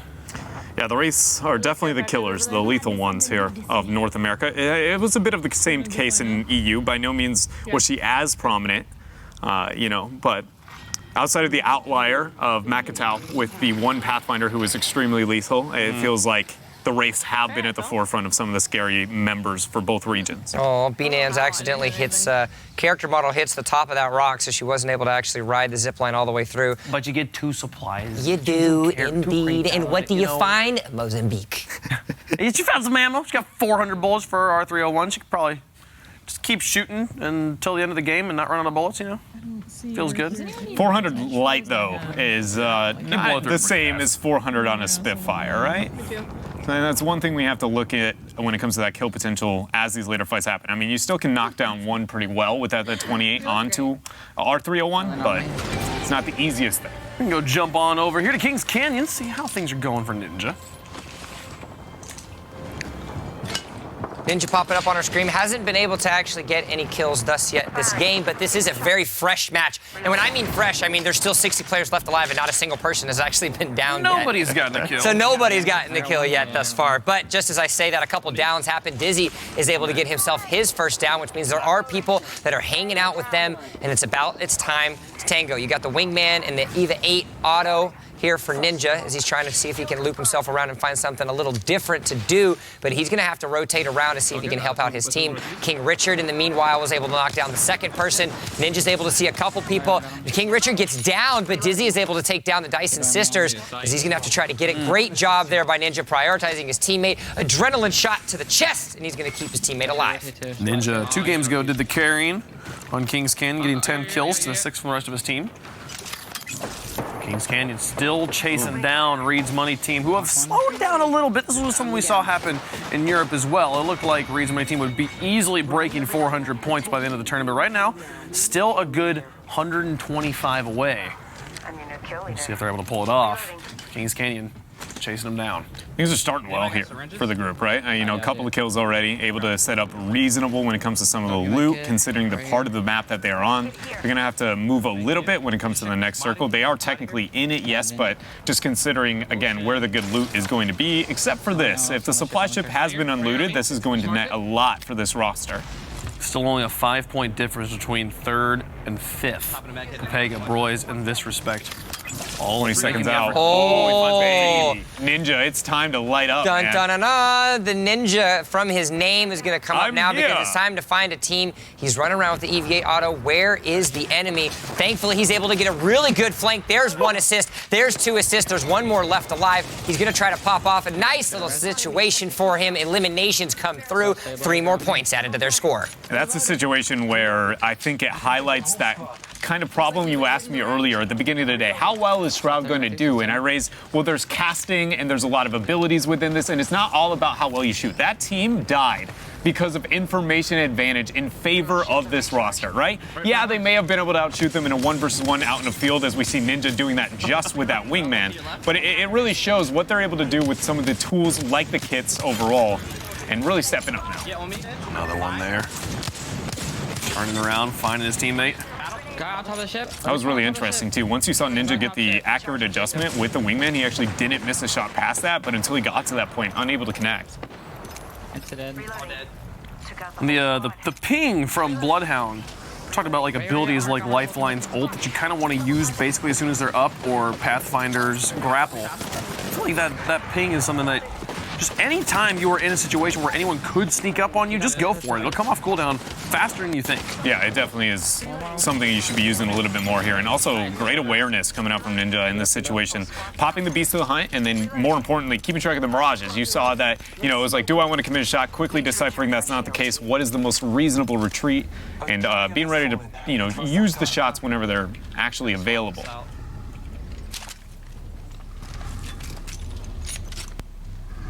Also interesting that we do see him running the EVA 8, which is also a shotgun that, you know, it feels like it's like until you get the Peacekeeper type circumstance, but we have seen a little bit more of it in its kind of representation in North America than we got out of Europe. I'm also really impressed with Kings Canyon right now, because if you actually take a look at the composition that they're running the favorite that we've seen, the Wraith Bangalore Bloodhound combination. But King Richard actually, if you're a frequenter of his stream, claims himself as a Mirage main. All he plays is Mirage, but as this, you know, tournament has gone on and as you're starting to get more of a sample size, teams are actually dropping Mirage for this kind of perfect combination that you're seeing on your screen right now, and it kind of really speaks to the adaptability that a lot of these players have, despite how much they may like or dislike a specific legend. He started the day off on Mirage and then quickly switched to Bangalore, where he has stayed ever since. For the good of the colony right there, man. That's right. When you understand that my own personal preference may not be the best as a unit, take the hit for maybe your own personal pleasure, but at the end of the day, if you get the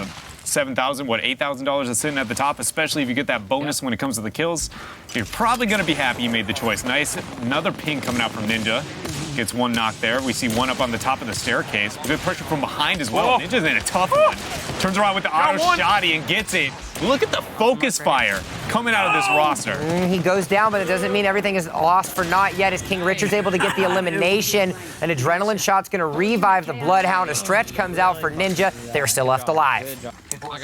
This was clutch to get the pinch. Rotation into tag team rotation. That was so well done. I'm pretty sure if Ninja didn't get the 8 on the back end of that with the shotgun, he doesn't confidently get that knock, which does not lead to the knock on the back end of that. And that was communication and teamwork really being flaunted here by Kings Canyon. And part of the reason that they have been such a big threat. Yeah, they are in second place. The best opportunity we have, or the team with the best chance of taking that first place spot away from Raise Money Team. Yep, Gibraltar ult. They can hear the shots. Gibraltar ult's coming out. That means there's a Gibraltar in the game. Though, don't get your hopes up too much, Dreadnought. I see the look on your eyes right now. It is on the enemy team. Unless we're going crazy and we've gotten bamboozled, I don't believe anybody else that's playing in Twitch Rivals right now is actually in this lobby just yet, as now the rotation's going to come out from Kings Canyon. I just want to know how many Gibraltar mains are out there, and their ego is just getting popped so hard right now. Like, they're like, I can't play. They're all doing the hockey dance together. Like, yeah, exactly, right? Like, you know, they're just sitting there and they're looking at it and they're going like, oh, dude, my favorite streamers, none of them played it. Like, should I really play this anymore? The answer is yeah, you should play what you want, but I just find that, I guarantee somebody's out there so sad.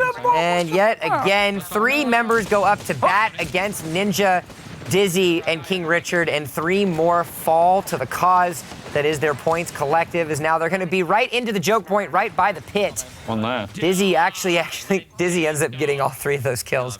The wingman, Dizzy, certainly doing its mark. We still haven't gotten to see Seagull on the wingman like you were hoping. Yeah, to be honest, we haven't seen much of Seagull's representation across the board, right? The one time we did get him, I think he was with the Hemlock instead.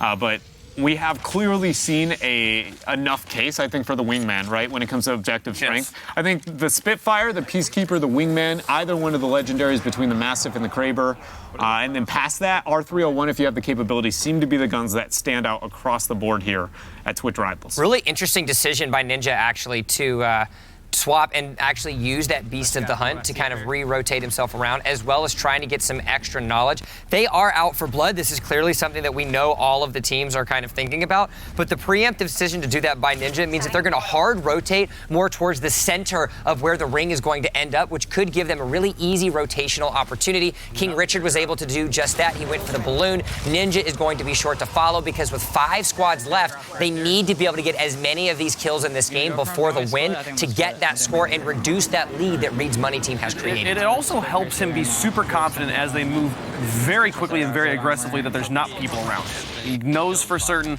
I would see them with the Beast of the Hunt. If I was to be just blasting past all these houses, I don't have to worry about someone popping out of a door and taking me out. I think that's one of those preventative, measures that you can end up taking that you'll never know if it ended up being the game changing move, but it really could be, right? Is that information, if anybody even know that you're making this big of a macro rotation as a squad? And so I think it's cool to be able to see that even displayed by somebody, as notable as a player like Ninja. And you saw that on the leaderboard. It was plus 12 for Reed's money team, plus 22 for Kings Canyon. So now 12 points left remaining. And you want to talk about the slow climb to potential victory? It's Lyric's team, Team Pepega, actually have decided to get themselves in spots with Seagull, which you were just talking about. Now they found themselves in 3rd place. A little bit of the strafing back and forth is going to try to be able to happen. The wingman's going to come up. He's going to paint a silhouette, but it doesn't matter because the final shot is going to land by Ninja, and now they're going to have to be out for more. Ninja just looked at that Gibraltar shield and said, I doesn't afraid. Doesn't matter. He walked up with that EVA 8, was like, let's go, boys, let's hit it. It also helped that the Wraith jumped out of it for him and was playing on a toaster in a library, but I don't think all right, you're right. That to be fair, that Wraith was kind of all over the place. Honestly, I believe in you guys. A point that you brought up a little bit earlier there, Wade Bunk, that I want to bring up again as we saw the Bloodhound and his ping coming out, is that it does say if you see no one.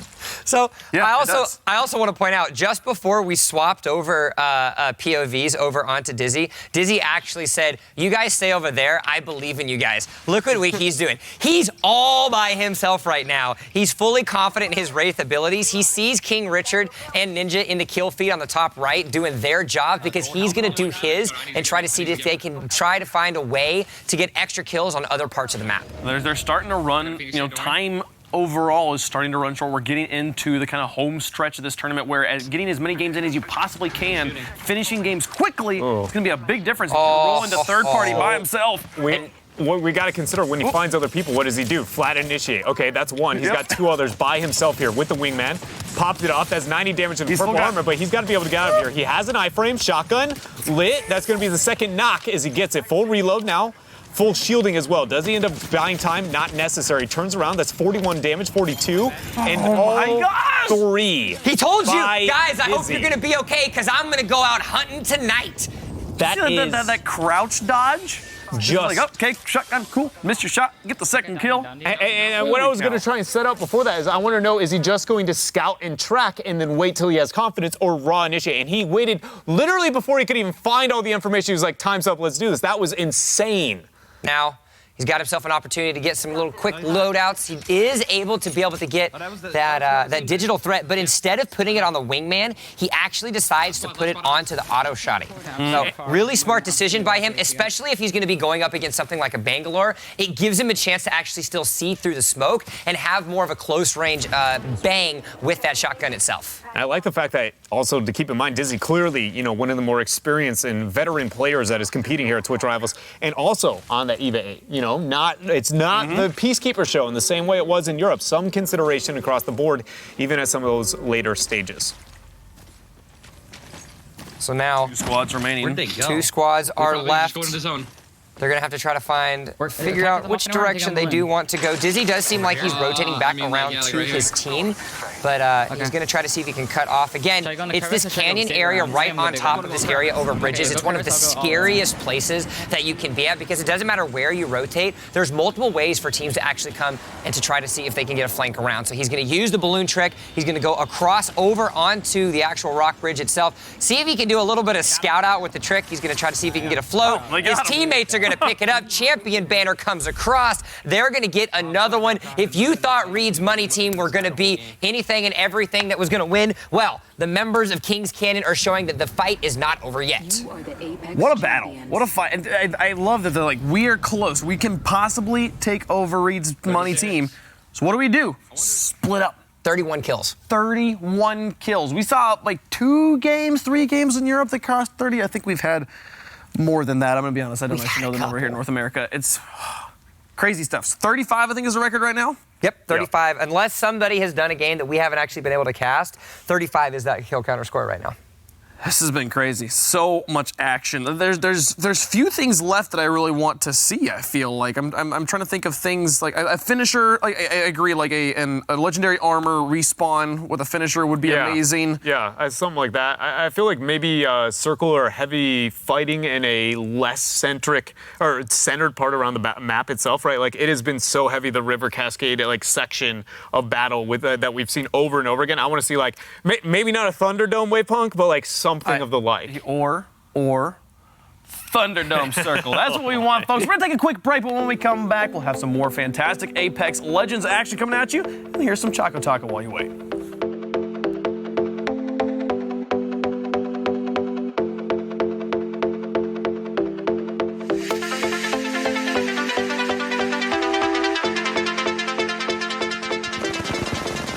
Laser in there on the left side.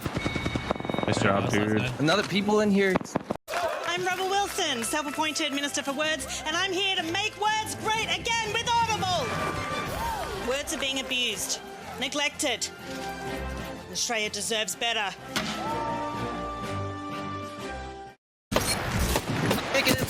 Oh my god, if that would have been so stupid. Shit. That was so confusing. I was literally completely out of ammo. How many people was that? Like, that was 3 teams, I think.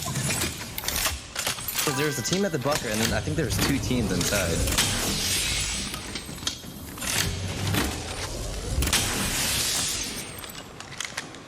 Yo, people behind us. They're close. Okay. Okay. I think he's falling back. They fell back over here Need north. heavy ammo. 2 on me. I need heals. Same. All I have is syringes, so. Throwing a nade. How did he see me through that, dude? I'm knocked. Yeah, I'm gonna revive you in a second. I'm gonna throw a through fire. I'm gonna revive. Go ahead. Come on. Broken armor on that. I'm watching. I don't have any heals. I can give you 1 syringe. Maybe we should run. Yeah, watch out, Nate. I run. They're still there. That broke all my armor. Nice. Are they pushing? I don't know. Just try to run. I'm smoking it. I'm pushing. I broke armor. Oh. This is an aggressive revive. Fuck. Okay, I'm coming. I'm coming back. Let's just back up. Let's go all the way back. I don't have any shield cells or anything. Sucks having to run, but it's better than losing. Anyone have light ammo? Yeah, I can drop some. Here, I'm coming up to you. Okay. Thank you. Just a little bit. I'm gonna grab this armor, I guess, to heal. Yikes. Just keep you know what? I'm just gonna keep the blue. You can't fight. Like nothing.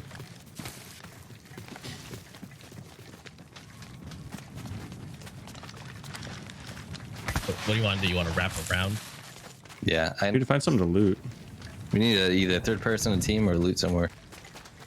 Already been down here though. Play right here. Yep, see him. Zero dumps. Inside. Good. I have a self revive. I guess I'm gonna try it. One's under with me, right under me. Under the building. Well, hell, dude. Still, I think. Good job, dude. I don't have any. Can't believe we won that. We need this loot. Oh my god. Another team, dude. Jesus. I'm gonna airstrike to try to zone him out. I can't do anything, dude. I have to heal. Same. I'm just. Is that friendly? Is that friendly? Yes, it's mine. It's mine. What am I supposed to do here, dude? Look at my health. I don't have any heals. Under the building. Running to me. Hit him up for 12. Under you. Dead. Nice, good job. Thank you. Good Jesus, job. dude. Another team west. Where? I think so. Need heals desperately. Look at me. Got nothing. Oh, here. Let me give you this. All right, Chaco. You need a med kit? Oh, he took the Yeah. UV Phoenix. Thank you. All right, I'm good now. You said west? I'm getting named at. Knocked again. Two purple. Res. Okay. Oh, I didn't mean to.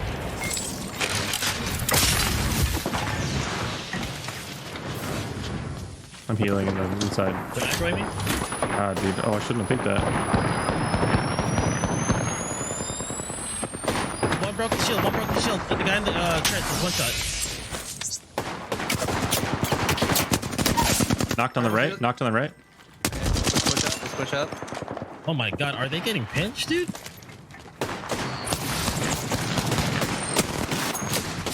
Just knocked. I'm trying to get away from these, dude. Right there on my mark. I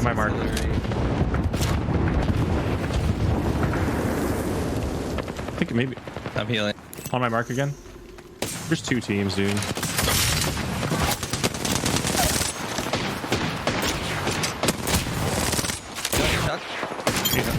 Oh, thank you.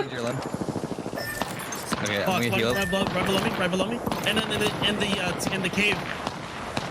There's another team right here too. Yeah, let's kill cave. I'm coming. I need to get ammo. That guy's lit. He's so lit. Phased away. Knocked. There's another one that's. I'm pushing in the smoke. One player in here. Nice. All dead. Smoking visions.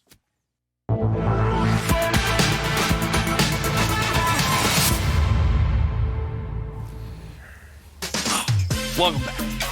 I know you missed. What's up? I missed you at least. Okay, it's been some pretty crazy action so far. Right now, Choco Taco's team look firmly in control of their own destiny. They do not look like they're dropping off any moment right now. But Kings Canyon look like they're coming back. They're putting in some work. They're putting in some work. But you know who else is putting in some work? It's Lyric's team. Yeah, Lyric, sure Shorty, and Seagull have definitely been slow climbing. They didn't do really well at the very beginning, but it was just game after game. They're now finding themselves right before the break. We saw in the standings, they're third place. And you know Seagull's got something to do with that. It's them plus Visrespect plus the Broys have been like cycling through that third place spot. It's been all up and down there. But Lyric and Shorty, we've talked about them quite a bit, but Seagull is a guy who is pretty cool too. Let's take a look at Seagull. I believe you, Seagull. I got him. Another team! No, wait. He's just a stream sniper. We're fine. I don't know. He just ran at us with punching, with melee. We're fine. Someone's here. All good. Blue, he wants to help. He's getting him his boy right there. Wait, what? His boy right in front of you!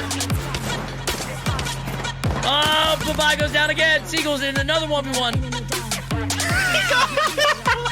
Right in front of him. What's happening right now? No, we don't know, dude. Seagull, I can't even No, walk. dude, I can't! Seagull forced to clutch up one more time. He does it again. Amazing. No, the punch! So close. Oh, so much action here. Here's Team Papega. Currently ranked third. Gonna try and stay there, see if they can get higher here. The final hour of the Apex Legends Challenge. Let's be real though, if you can hold your own with that much of just pretty much a pistol and 2 shotgun bullets left, that was insane. That's pretty good. Hey, a Prowler. We haven't seen a Prowler in a while. Shorty guy is able to find himself up. That guy Lyric actually is able to spot him out as well. I love it when he's able to use that username. That guy Lyric. That guy Lyric. We were talking earlier about the Arcstar is giving us kind of the Halo vibes. Yeah. Prowler also giving me heavy Halo vibes. Oh, I mean, kind of AR looking HUD. Yeah, it very much looks very similar to a popular weapon within that world. Squad, I think. And shooting-wise, it feels kind of bit the same as well. Similar shooty feel, you know. Shooty feel. That's the technical term. And when you hold down the trigger, it feels near the same. The shooty feel. The pew pew is a little important. This has gone downhill. Yeah, we should. This joke was somebody wrap this up. Minorly funny at first, and then we. And then yeah. It's almost just as comical as like wanting to go to the Thunderdome or something. Yeah, that or like Wave Punk's game performance, one of the two. Like, you remember that waterfall, dude? Kings Canyon, 4 points away. 4 away from Reed's money team right now. We love you. We love the you, closest Wavy. we've seen it yet. We love you, Wavy. It's my first day meeting both of you, and I'm just throwing both of you under the bus whenever I can. I'm so sorry. It's all right. I live under the bus. It's fine. All right, so what do we got here? With the 12 remaining. No, but for real, right now there's a 4-point difference between first and second. That was like 30 points at one point. And right now, they're coming back. Are you actually? I want to actually see if we can get, because I know we've been tracking some statistics from time and again. I want to see like what the last 4 games of Kings Canyon as far as kill counters go, and what the last 4 games of the other team has gone. You know, to like find a way to see like how much momentum are they actually gaining. Because it's clear it's been dense, right? Like I was visually keeping track of just with Dr. Disrespect and Shroud because we got the beef, we've got the drama going on between them, and I wanted to see what that looked like, and then out of nowhere, Pepega was just climbing colossally, and we were worried about the momentum for maybe, the gods of that we expect of Battle Royales. Little do we know, Pepega. The other teams, they had some 17 kill games. Only I guess 17. But generally, it's been pretty even. Right now, it's just the Choco Tacos team. Yeah, just not been able to keep as quite a lead. It's been a slow and steady grind. It is, but now we actually need to think about the action that we're looking at. Kings Canyon is on your screen. Specifically, we're taking a look at Dizzy. King Richard went down earlier, didn't actually have the banner, because Dizzy doing what Dizzy does best, and he ran out by himself. Now, Ninja is going to have to be forced to get the recover. The beacon, the respawn beacon has been acquired of King Richard's, and now Dizzy is just going to be dinking people with this wingman, as he's able to get himself 1 knockdown. I just absorbed his attack keeper. Moves up. Try to get it down. Oh, open the door. No, you open the door. No, you open the door. No. How about you just want to go down? He's probably wishing that door wasn't open. Oh, he's not able to open the door. So when you're knocked down, you actually have the opportunity to close the door back. Ninja's going, no, you're not allowed in my house. You're not allowed in my house. And also, when blocks the phase. When you're in Wraith form, you can't open doors. No. So she was just stuck outside. Oh my goodness! Can we give a shout out to Dizzy specifically that dodge the second that he opened that door, going for the crouch to make sure that it was just that much more difficult to be able to shoot. Beyond the clever plays with the door coming out from Ninja, everything about the squad. The door got kicked open thanks to a nice nade. The second one does Dizzy clutch it. 1 team left against him here. He's like, bro, what are you doing? I just want to revive my teammate, man. Can you stop trying to do this? Lots of damage is going to go out. Thankfully, though, because he broke the shields, that means that it's going to be an opportunity for him to get the full revive up. He's able to do just that, and right back to the fight, the Wraith goes. And now it's going to be the 2 versus 1. We'll see if Ninja gets the full shield off. He at least gets the shielding. Going for the med kit now. Does it tick? Couple seconds out. This is a whole new squad, too, mind you. Yeah. He's trying to get the heal off. The pressure, Dizzy moves up, gets a couple of shots. Ninja will, in fact, be able to get the heal in 2 seconds. Shielding not available for Dizzy. He's going to go and warp out. When he comes back, will he hold his own here? Trying to shield up, but so much damage coming through. Brings out the pistol. Digital threat. It's a threat, but it is not the kill he needs yet. No, he does thankfully have full shields, and that's just enough for him to be able to get the down as well as the kill onto his opponent. Now he finds himself up to 12 kills in this game. Both Ninja is up, and he does have the respawn beacon, remind you, for King Richard, so he can decide to drop that down if he wants to. Unfortunately, the ring ends up closing. Oh, he's going to go ahead and do it. So this is something you see a lot of players actually have an opportunity to do. Because this is only round 2, it's not doing a ton of damage when you're outside of the ring. So he actually throws down the respawn timer, throws some meds down so King Richard can actually get back into the fight, and then Dizzy now is going to be able to run. He pops his ultimate to be able to get some extra speed boost and get some extra, but not only does he do that, but it drops the portal down for King Richard to go once he gets on the respawn. So he can get the escape afterwards. And one of the reasons why rezzing in the zone is actually extremely effective, even more so when you have plays like this portal coming out from Dizzy is the fact that though you have a 15-second descent time while you're in the ship, you are not taking damage. You are not a part of the game yet. It is not until you actually leap out of the ship that you actually start taking damage. So in reality, you have distance from hitting the ground, running to the portal, and that is it worth of damage. At most, I'm going to say, a couple of ticks here and there, and on a round 2 circle, that's about nada. So Dizzy's going to hard reset now to come try to help out his teammate. Ninja is going to be there. A couple shots. Ooh, isn't able to get it. Thankfully, though, just as I say that, he is able to get the knockdown. 32 damage was all it needed. King Richard is back alive, and if you actually take a look, King Richard was able to find himself an epic armor. Another knockdown is going to happen. What? Another is going to happen. That's going to be the elimination. Dizzy is showing us why Kings Canyon is still in the running. We walked in today, and I was talking about the Spitfire, and you guys, okay, maybe a little bit of credit, but all I've learned today is I do not wingman hard enough. This gun is disgusting what some of these players are able to make happen. 2 points, gentlemen. 2 points stand between first and second place. Kings Canyon is knocking on the door of the money team. They have their own mob. The King have come to collect their royalties. But also, the Shroud disrespect battle. Shroud is back on top for the first time in a while, taking that 3rd place spot. And considering some of the third party we were looking at, that Pepega, what are they doing? They actually have taken a back seat, actually dropping a little bit lower. So suddenly, those guys we expected really stepping up, and Dizzy still continuing that here. Got a single knock. Can he get the second on the right-hand side? He does. Third man sitting right in front of him. Will he bring out the wingman, give him the old clock here? 7 shield batteries stand between him and certain death. He's going to be able to try to see, does he want to get the no? No, look at the quick flick to move around. 45, 45. That's going to be a death. Another 1v3 coming out by Dizzy. 18 kills, 3 squads still left alive. He's not playing Apex Legends. He's playing number generator. Yeah, no. How many numbers can I make? Ooh, I like 45s. Let's make 45s now. Pop, pop, pop, pop. It feels like the way he's getting this loot, he's getting a number generator as well. My goodness. It better? He drops a care package, gets dropped down. He picks up a legendary Mastiff. So now he's got the he's got the mid-range of the wingman. He's got the short range of the Mastiff. Nothing is standing in between Dizzy and his potential throne. Yeah, this is going to be a tough one here. I have a hard time saying that. It's a little Dizzy. Yeah, you could say it is at this point. 18 kills he's at. He dropped 21 to start the day. There's 3 squads left. He can do it again.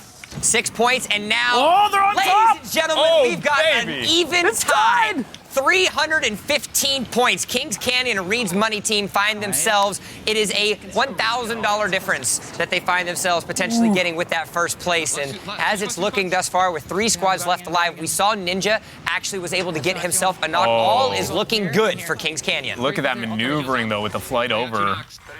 With the possibility to be able to get this recover? All three in front of me. It says the recovery there, but I think that might be a slight UI adjustment there. Don't think that's going to be the case. Nice 45. Knock number 2. Does he find himself a third? I mean, where's more numbers? At this point, I'm upset when numbers don't display. Look at all them pretty numbers. 21. He's tied his all-time high of today thus far. Mastiff? He's popping with the Mastiff. That's 90. That's the champion. Dizzy, Kings Canyon. I think they just took the lead. 22. They certainly did. They were tied when we saw the standings last time. They get at least 5 kills plus the 4 kills they just got plus the 5 for the win there. And I want us to hold on this screen for just a moment longer. I want to see how many kills they had in total. We'll check in with it later. Here is the Reed's money team. They are now playing from behind for the first time in like 3 hours. But like, are they really playing from behind? You know, like they were sitting at even. I think after that they're going to end up being down by like 5 or 6 points. A win here with 24 members left alive could put them back up ahead. But this just shows how neck and neck these two teams really are. Back and forth. 7 squads left here for them to clean up. I have a weird feeling that, like, Huskers has been really, maybe not hitting Super Saiyan status, right? What if this is the world where now that he's hit the rank 2, he's going to look at the charts, be like, all right, time to step up, put pedal to the metal He's here. like, how many kills does he get? Yeah. Okay, watch this. Yeah, Watch this. He goes from, Huskers to the biggest old pupper we've ever seen. I'm ready for it. We'll see what happens here right now. Man, 9-point lead for Kings Canyon. Wait, fight or what? I don't know, dude. Probably not. Full team, probably not. Whole team, probably not. On me. You can just fight him later. I would run. I mean, he's by himself. I'm waiting to get closer. One guy's running in the building. Ask Dizzy if no, that's never mind. him. He has. That's my answer to that one. He has Choco Taco behind him. Oh, there's one. Nice little knock, though. We seem to forget, though. We saw so much wingman action in the last, like, 5 minutes. By the way, the Spitfire still exists. 2 knockdowns now coming out for Huskers, as it looks like they still find themselves in a pretty good position. I was going to say secondary. Look at what he's got in his backup. Well, all right. He's got the class. He's ready to go. Oh, my goodness. So take your pick. Pick your poison. At that point, it just comes down to, I feel like, which one has the better attachment. That's the one I'm going to stick to for now. Now, for those of you that are wondering on time, it is currently 5:15 on the West Coast, 30 minutes remaining. They can play until 5:59. They are allowed to play until 5:59. That is when their last game has to be started by then, and they can finish that game. The last game has to be started, I thought, by 5:45. It is 5:59. It is 5:59? All right, 5:59 it is. So, still plenty of time left remaining. It doesn't seem like a lot, but... check it out. We got a timer. Dun, dun, dun, dun. Oh, wow. Ba-da-bam. That makes it so much simpler. No more clock math. Who knew we had the technology? Woo! Like, they're in this building. 2019. It's got clocks, man. Got a good nade, too. Going to throw a second. You got pressure on the right-hand side, no shielding available. Going to go ahead and back and retreat. And, that's a common technique. Anytime you lose shielding, you immediately want to go to the shielding based on the fact that it's better than health on all the arguments I've kind of given throughout the stream over the day. And that's part of the reason we saw Dizzy in that last round. When he got the break on the shield, was able to go with the res immediately after. And that's just an element when it keeps reoccurring. I think it's important to bring up because it will help everybody at home. If you want to get better at Apex Legends, these are I'm understanding what the right choice is in all the situations that these pro streamers very much are. Now Jago Dago, he wants that top spot back. Because you realize for these guys, they talk to each other all the time. The money is fine. They're doing their normal streams right now. These guys are just earning money the way they do every day. But they want to be the winners. They want to win Twitch Rivals. The first place is not just about money. It's about the pride and the honor of being able to brag to your fellow streamers that I was better than you. 329 to 321, an 8-point difference right now as Kings Canyon is starting to pull away a little bit more as they got into another game, started getting those kills. On the roof, dude, on the roof where we are. One's knocked, one's low in here. One shot. So 8 points ahead. Fuck, one on me.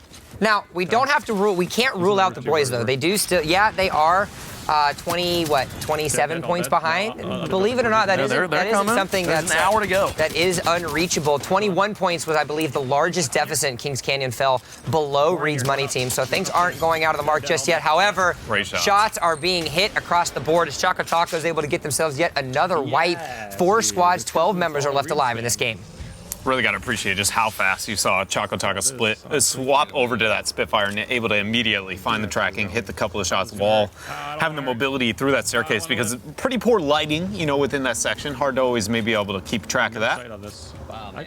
And more importantly, helping a team that needs as many points as they possibly can. Huskers has really been able to step up for the squad, but as we know, this final hour, I feel like things are going to get wild. It seems like we have an idea what's going to happen, and I feel like every time we've done that, things get more weird, so I'm expecting that to keep up. Let's stick together.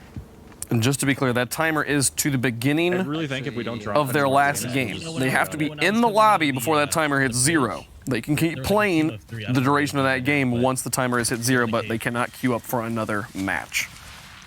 So that timer will hit 0 here in about an hour, and we will keep watching gameplay. If you're confused, that's why. And if you're like, hey, you know what? You haven't shown my boy Tim the Tapman very much, and you know what?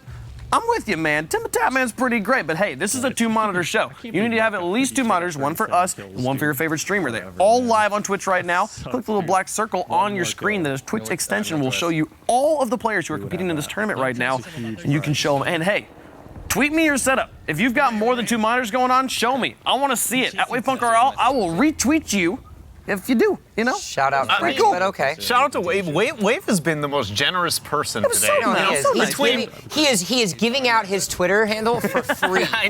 Yeah, that and a Choco Taco plus a sub over to Choco Taco. I didn't say the sub. That was. I think I heard a sub. Did you hear a sub? I think I heard a sub. I heard a sub. I thought I heard a sub. I think it's a sub. Well, it's okay, Wave. It's all right. That was an ult coming in from an enemy Bangalore. Found him up the hill, but Choco Taco returning fire here with his Spitfire. Pressure up, I believe, from Vision. 4 squads still left. There are 9 members still left alive. We're going to swap over to one of his teammates now in Visions. He's going to be able to get the height advantage. Knockdown's going to be able to happen, so he's going to snap down to a little bit of a different target. Changing over to the Peacemaker then. He's going to try to get the lifeline, but it's not going to matter because Choco Taco will help him out. And they're going to get yet another 3 points added to the mark. And so just when you think that it's Kings Canyon who's going to run away with it, don't rule out Reed's Money Team. They're heavy there. No, only 3 squads remaining, close to getting another victory. I would say the Orchid on the Peacekeeper, great skin choice. Last squad. Is that what we got right now? It was. Oh, and hey, the other squad got eliminated, now down to 2. I know. Damn, that was quick.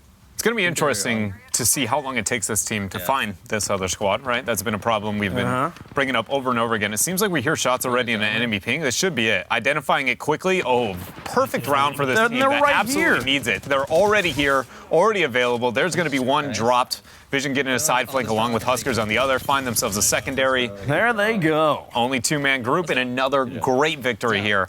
And picking up points when they need it. Yeah, for sure. They cannot afford to fall behind right now. They want to take that #1 spot back. They need these wins. They need all these kills. Let's go check in with Papega, Lyric, Shorty, and Seagull. They're also in the running for top 3. Need to find a way to pull it off. It's always like In 4th place, so they're still doing well. Again, it's part of that consistency factor. We talked about this a lot with ZF, taking a look at the European region. They're kind of employing a lot of the same strategy, but all 3, Lyric, Shorty, as well as Seagull, being like, you know what, sometimes we just need to take slow and steady, and we need to try to see if we can figure out a little bit of a better way to handle this, because we might not be the ones getting 20 kill bombs, but at least we're making sure to operate as a team. One's close right, one's close right. I'm on board with Shorty. Down the hall. We're coming. Right next to you. Taking a lot of damage there. Seagull ends up closing it. Nice ping. They get a 3-man reveal. Bit of damage on the first target to move out. Lyric gets a clean pressure there.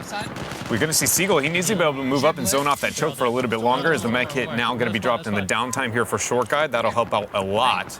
As Seagull, as you see in the top right, the kill feed, cleaning up 3 kills, I believe, here. And that's the whole team down. Despite the extra kills that they were able to get and the win, Reed's Money Team still finds themselves 2 points behind. But look, the slow creep up yet again. The Broys now only sitting at 21. Taking a look at what we're seeing, though, I believe that it was Shroud that actually just got at least a 20 bomb in his last game. Yeah, she like. They continue to climb up. Got 3 teams now above 300 points. I think she tried to like. Papega is able to move above Disrespect the Craft, but only the 2-point difference. It is so close. And 2-point difference between first and second as well. It is coming down to the wire. In Europe, we had a pretty clear favorite at this point. Yeah. Not anymore. No. Not here in North America. And with 53 minutes still remaining, including the match that they queue up to at the very end, there's a pretty good chance that somebody's going to break that 400 mark. Yeah. Could easily pull it off. Just respawn far west at the airbase. We get out of their initial drop, start to move across the Kings Canyon. It is a team name, but it is also the name of the map. This corridor, or this, not more so the lack of corridor, I guess, that kind of exists in this area. It's always really scary for me to move across. Honestly, the only time I enjoy it is if I am a Pathfinder, which is more often than not for me, but not your average Joe, purely because you can grapple onto those things above and fly really far and get out of that open territory quick.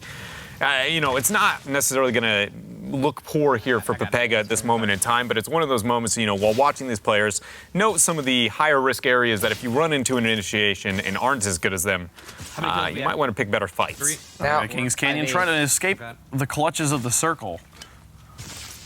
Back to our #1 team. There are 9 squads left remaining. They actually ended up fighting what it looks like to believe way outside of the ring. So now they're going to have to be forced to med up and actually run for high country back into the ring itself so they can stay safe. It does look like 2 of the members are already there. Now they're still remaining on King Richard. As you can see, it is quite the visual and audio effect when you find yourself outside the ring. We'll be able to make it safely, though, so that's one thing that's really good here for the roster. And spare syringes even beyond that point. It's only going to take roughly 2 for King Richard to be able to heal up to maximum HP. As we see them drop there. And now the question is, what do we see from this squad? The double NRG between King Richard and Dizzy down below, and Ninja. 21 points separate second and third place. and 24 points separate first and third place. So there's a really good opportunity for the boys to get themselves some steam. They started that, they got themselves some steam in the first about hour number 2. Now they're going to have to find it again if they want an opportunity to get themselves into that top 2 situation. And if that's the case, and the members of Kings Canyon and Reed's Money Team continue to frag out the way that they have, we could have a 3-way horse race to the top. How exciting would that be? Come around the final corner 3 wide. 50 minutes left to go. 9 squads left here for Ninja. Well, looks like Kings Canyon definitely also opting for the feed your Bloodhound, the ultimate accelerants. One thing that, I'd have to go back and watch Ninja's perspective to keep track of, but, since you brought up the idea of we haven't seen much past the Peacekeeper, I've been looking at how often do we get the EVA 8. Ninja specifically seems more often than not with an EVA 8 over a Peacekeeper. He seems like to like the auto shotty. I don't know if that's, something from Fortnite or a different game that's kind of translating over to playstyle, or if he actually just thinks it's objectively better. I think it is the best of the quote-unquote normal shotgun. Yeah. Peacekeeper is a strange gun, even though it is super strong, and it might just be a simple comfort thing. Yeah. It'd be interesting to see. Or what if it's, just inconvenience? What if every time he's literally just only found an even 8, and that's what he's going through here? Now, though, we're finding ourselves back onto Dizzy, as he's going to be able to use what he has done all too well. He literally walked through that guy. Super far, super far. I just want to know, I'm not doubting Dizzy as a player. Clearly, he's proven to, I think, a lot of people today.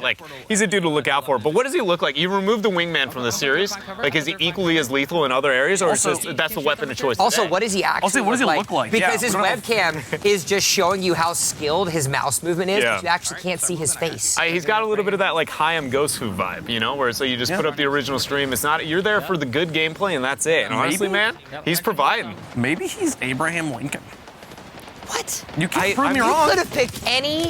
You can't prove me It's wrong. because he's tall, and we're tall. Is he? I don't know. Is he tall? Abraham Lincoln is. Maybe he sure is. Just saying, have you seen Abraham Lincoln and Dizzy in a room together? Nope. One's hurt, one's hurt. Telling you, math checks out. Honestly, he continues to click on heads. I think the only Abe Link we can get into this is if somehow he lands on 16 kills. So that's the best thing we can aim for here, boys.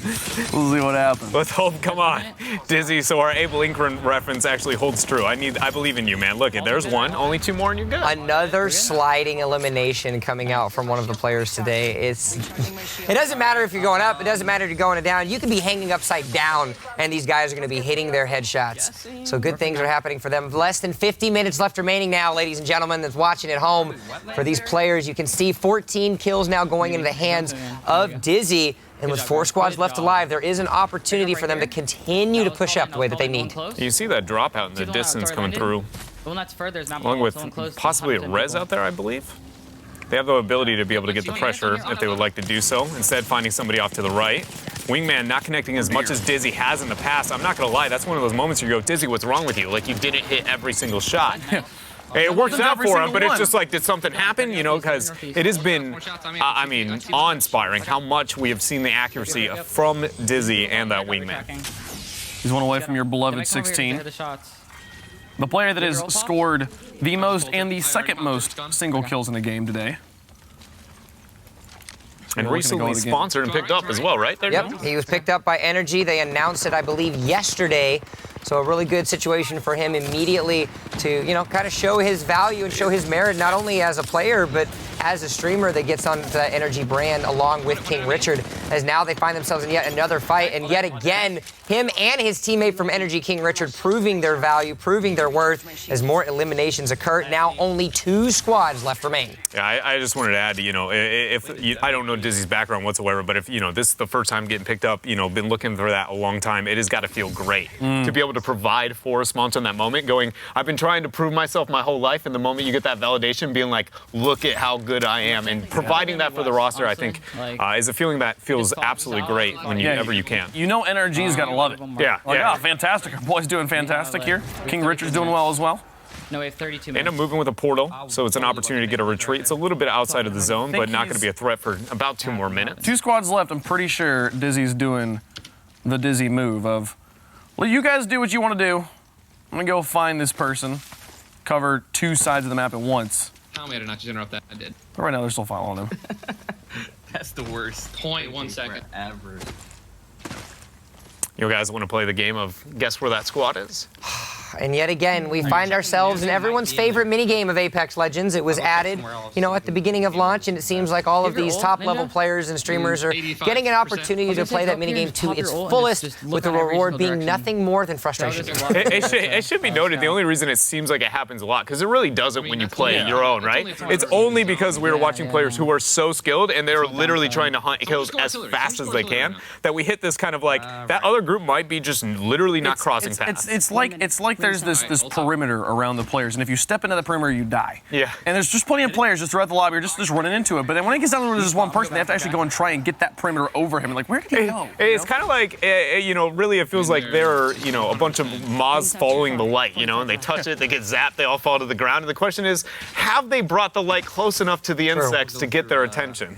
The insects. That's the rest of us. He might be behind. Do you think it's actually just one player this time?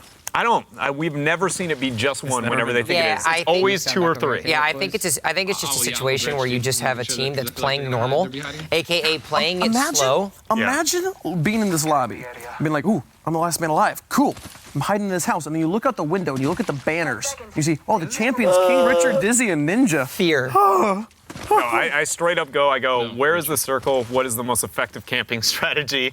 And how can we hopefully find, a lose-lose scenario for them so we can at least get ourselves a knock and maybe feel good about ourselves at the end of the day?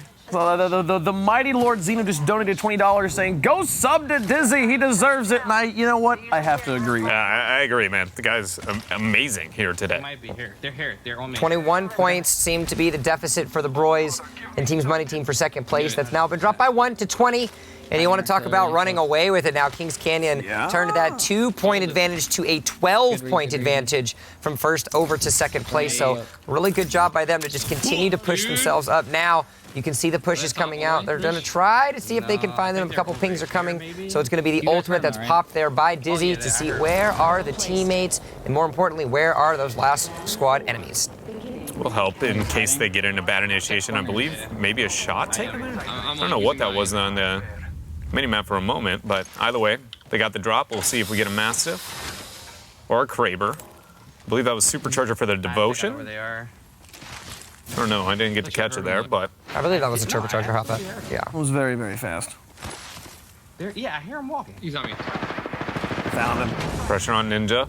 Surprise! It was just one dude. You're right. For once it was. Today it was just one dude. Only took us about 7 hours, but we found it. Whew, got it. 7th try. Good shit. Sam, seriously, man, I'm proud of the spot, man. Everyone's pulling their weight.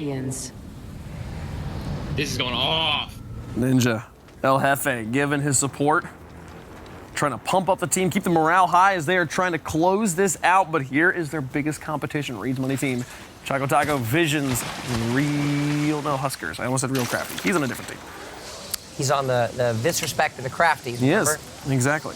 I wanted to say that, it's not the major thing or the most revolutionary or anything, but I just have a huge appreciation for anybody who comms-wise is very supportive and brings up a whole morale. As a guy who used to be a leader in, for a competitive team, it's an important thing to have, even in the not-so-try-hard tournaments, and I just appreciate whenever you can see that there. Everybody's doing a great job, and it's just being able to get that feedback. You hear that, who's watching at home? Positive reinforcement is a really good thing. Yeah, saying hit your shots is usually not the best way to make sure that player in fact does that. I remember watching Mr. Dreadnought here, watching his stream, and they dropped into this one game. He picked up a Peacekeeper. His 2 teammates get down, and it's him versus one guy, and his teammates are both screaming, "You hit these! You hit these, Dreadnought!" And he whiffed everything. And he's like, "Dude, you put me on the BlizzCon stage in that moment." I went from in my bedroom to the BlizzCon stage. It was so much pressure. Yep.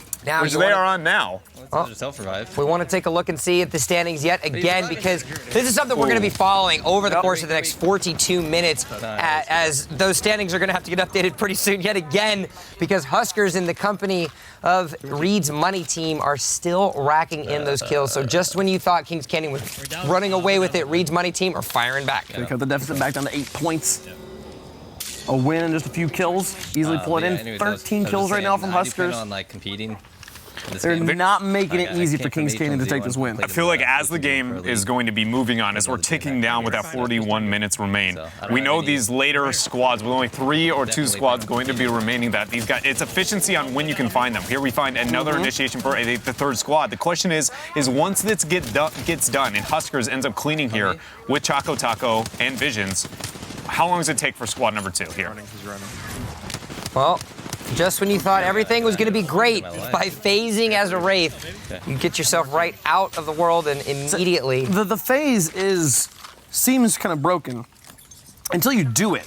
And then you're like, okay, I can get away, but I don't know where anything is. And it actually, when you're running through the area, you like these apparitions, these visions of people that aren't there show up in your vision. So you kind of are running blind to some degree. My goodness. Oh, they found him. Spitfire. After shot. The long range from the Spitfire. You could see the damage counters adding up. And you know what? Wait, not just when you think the Spitfire is what we need to watch. Let me show you how the wingman works. Champion banner pops up. You are the champion, Huskers. You're going to wipe some sweat off your brow because yet again, Reed's Money Team pick up a win. I mean, he did, what, within that one clip alone, it had to have been near 300 to 400 damage, it felt like. That was absolutely ridiculous there from Huskers. Just at that range and having that amount of accuracy with how big or more so small of a window he had, colored me impressed. Back over with Kings Canyon. It'll be just kind of a constant juggle between these two teams. Make it work. No, it's fine. We're gonna slay this Kings out. Canyon is trying to hold on to this lead. So this is a new match. Remember, they did just win their last one. They were able to get that final one member. They were able to queue up immediately and get themselves right back in.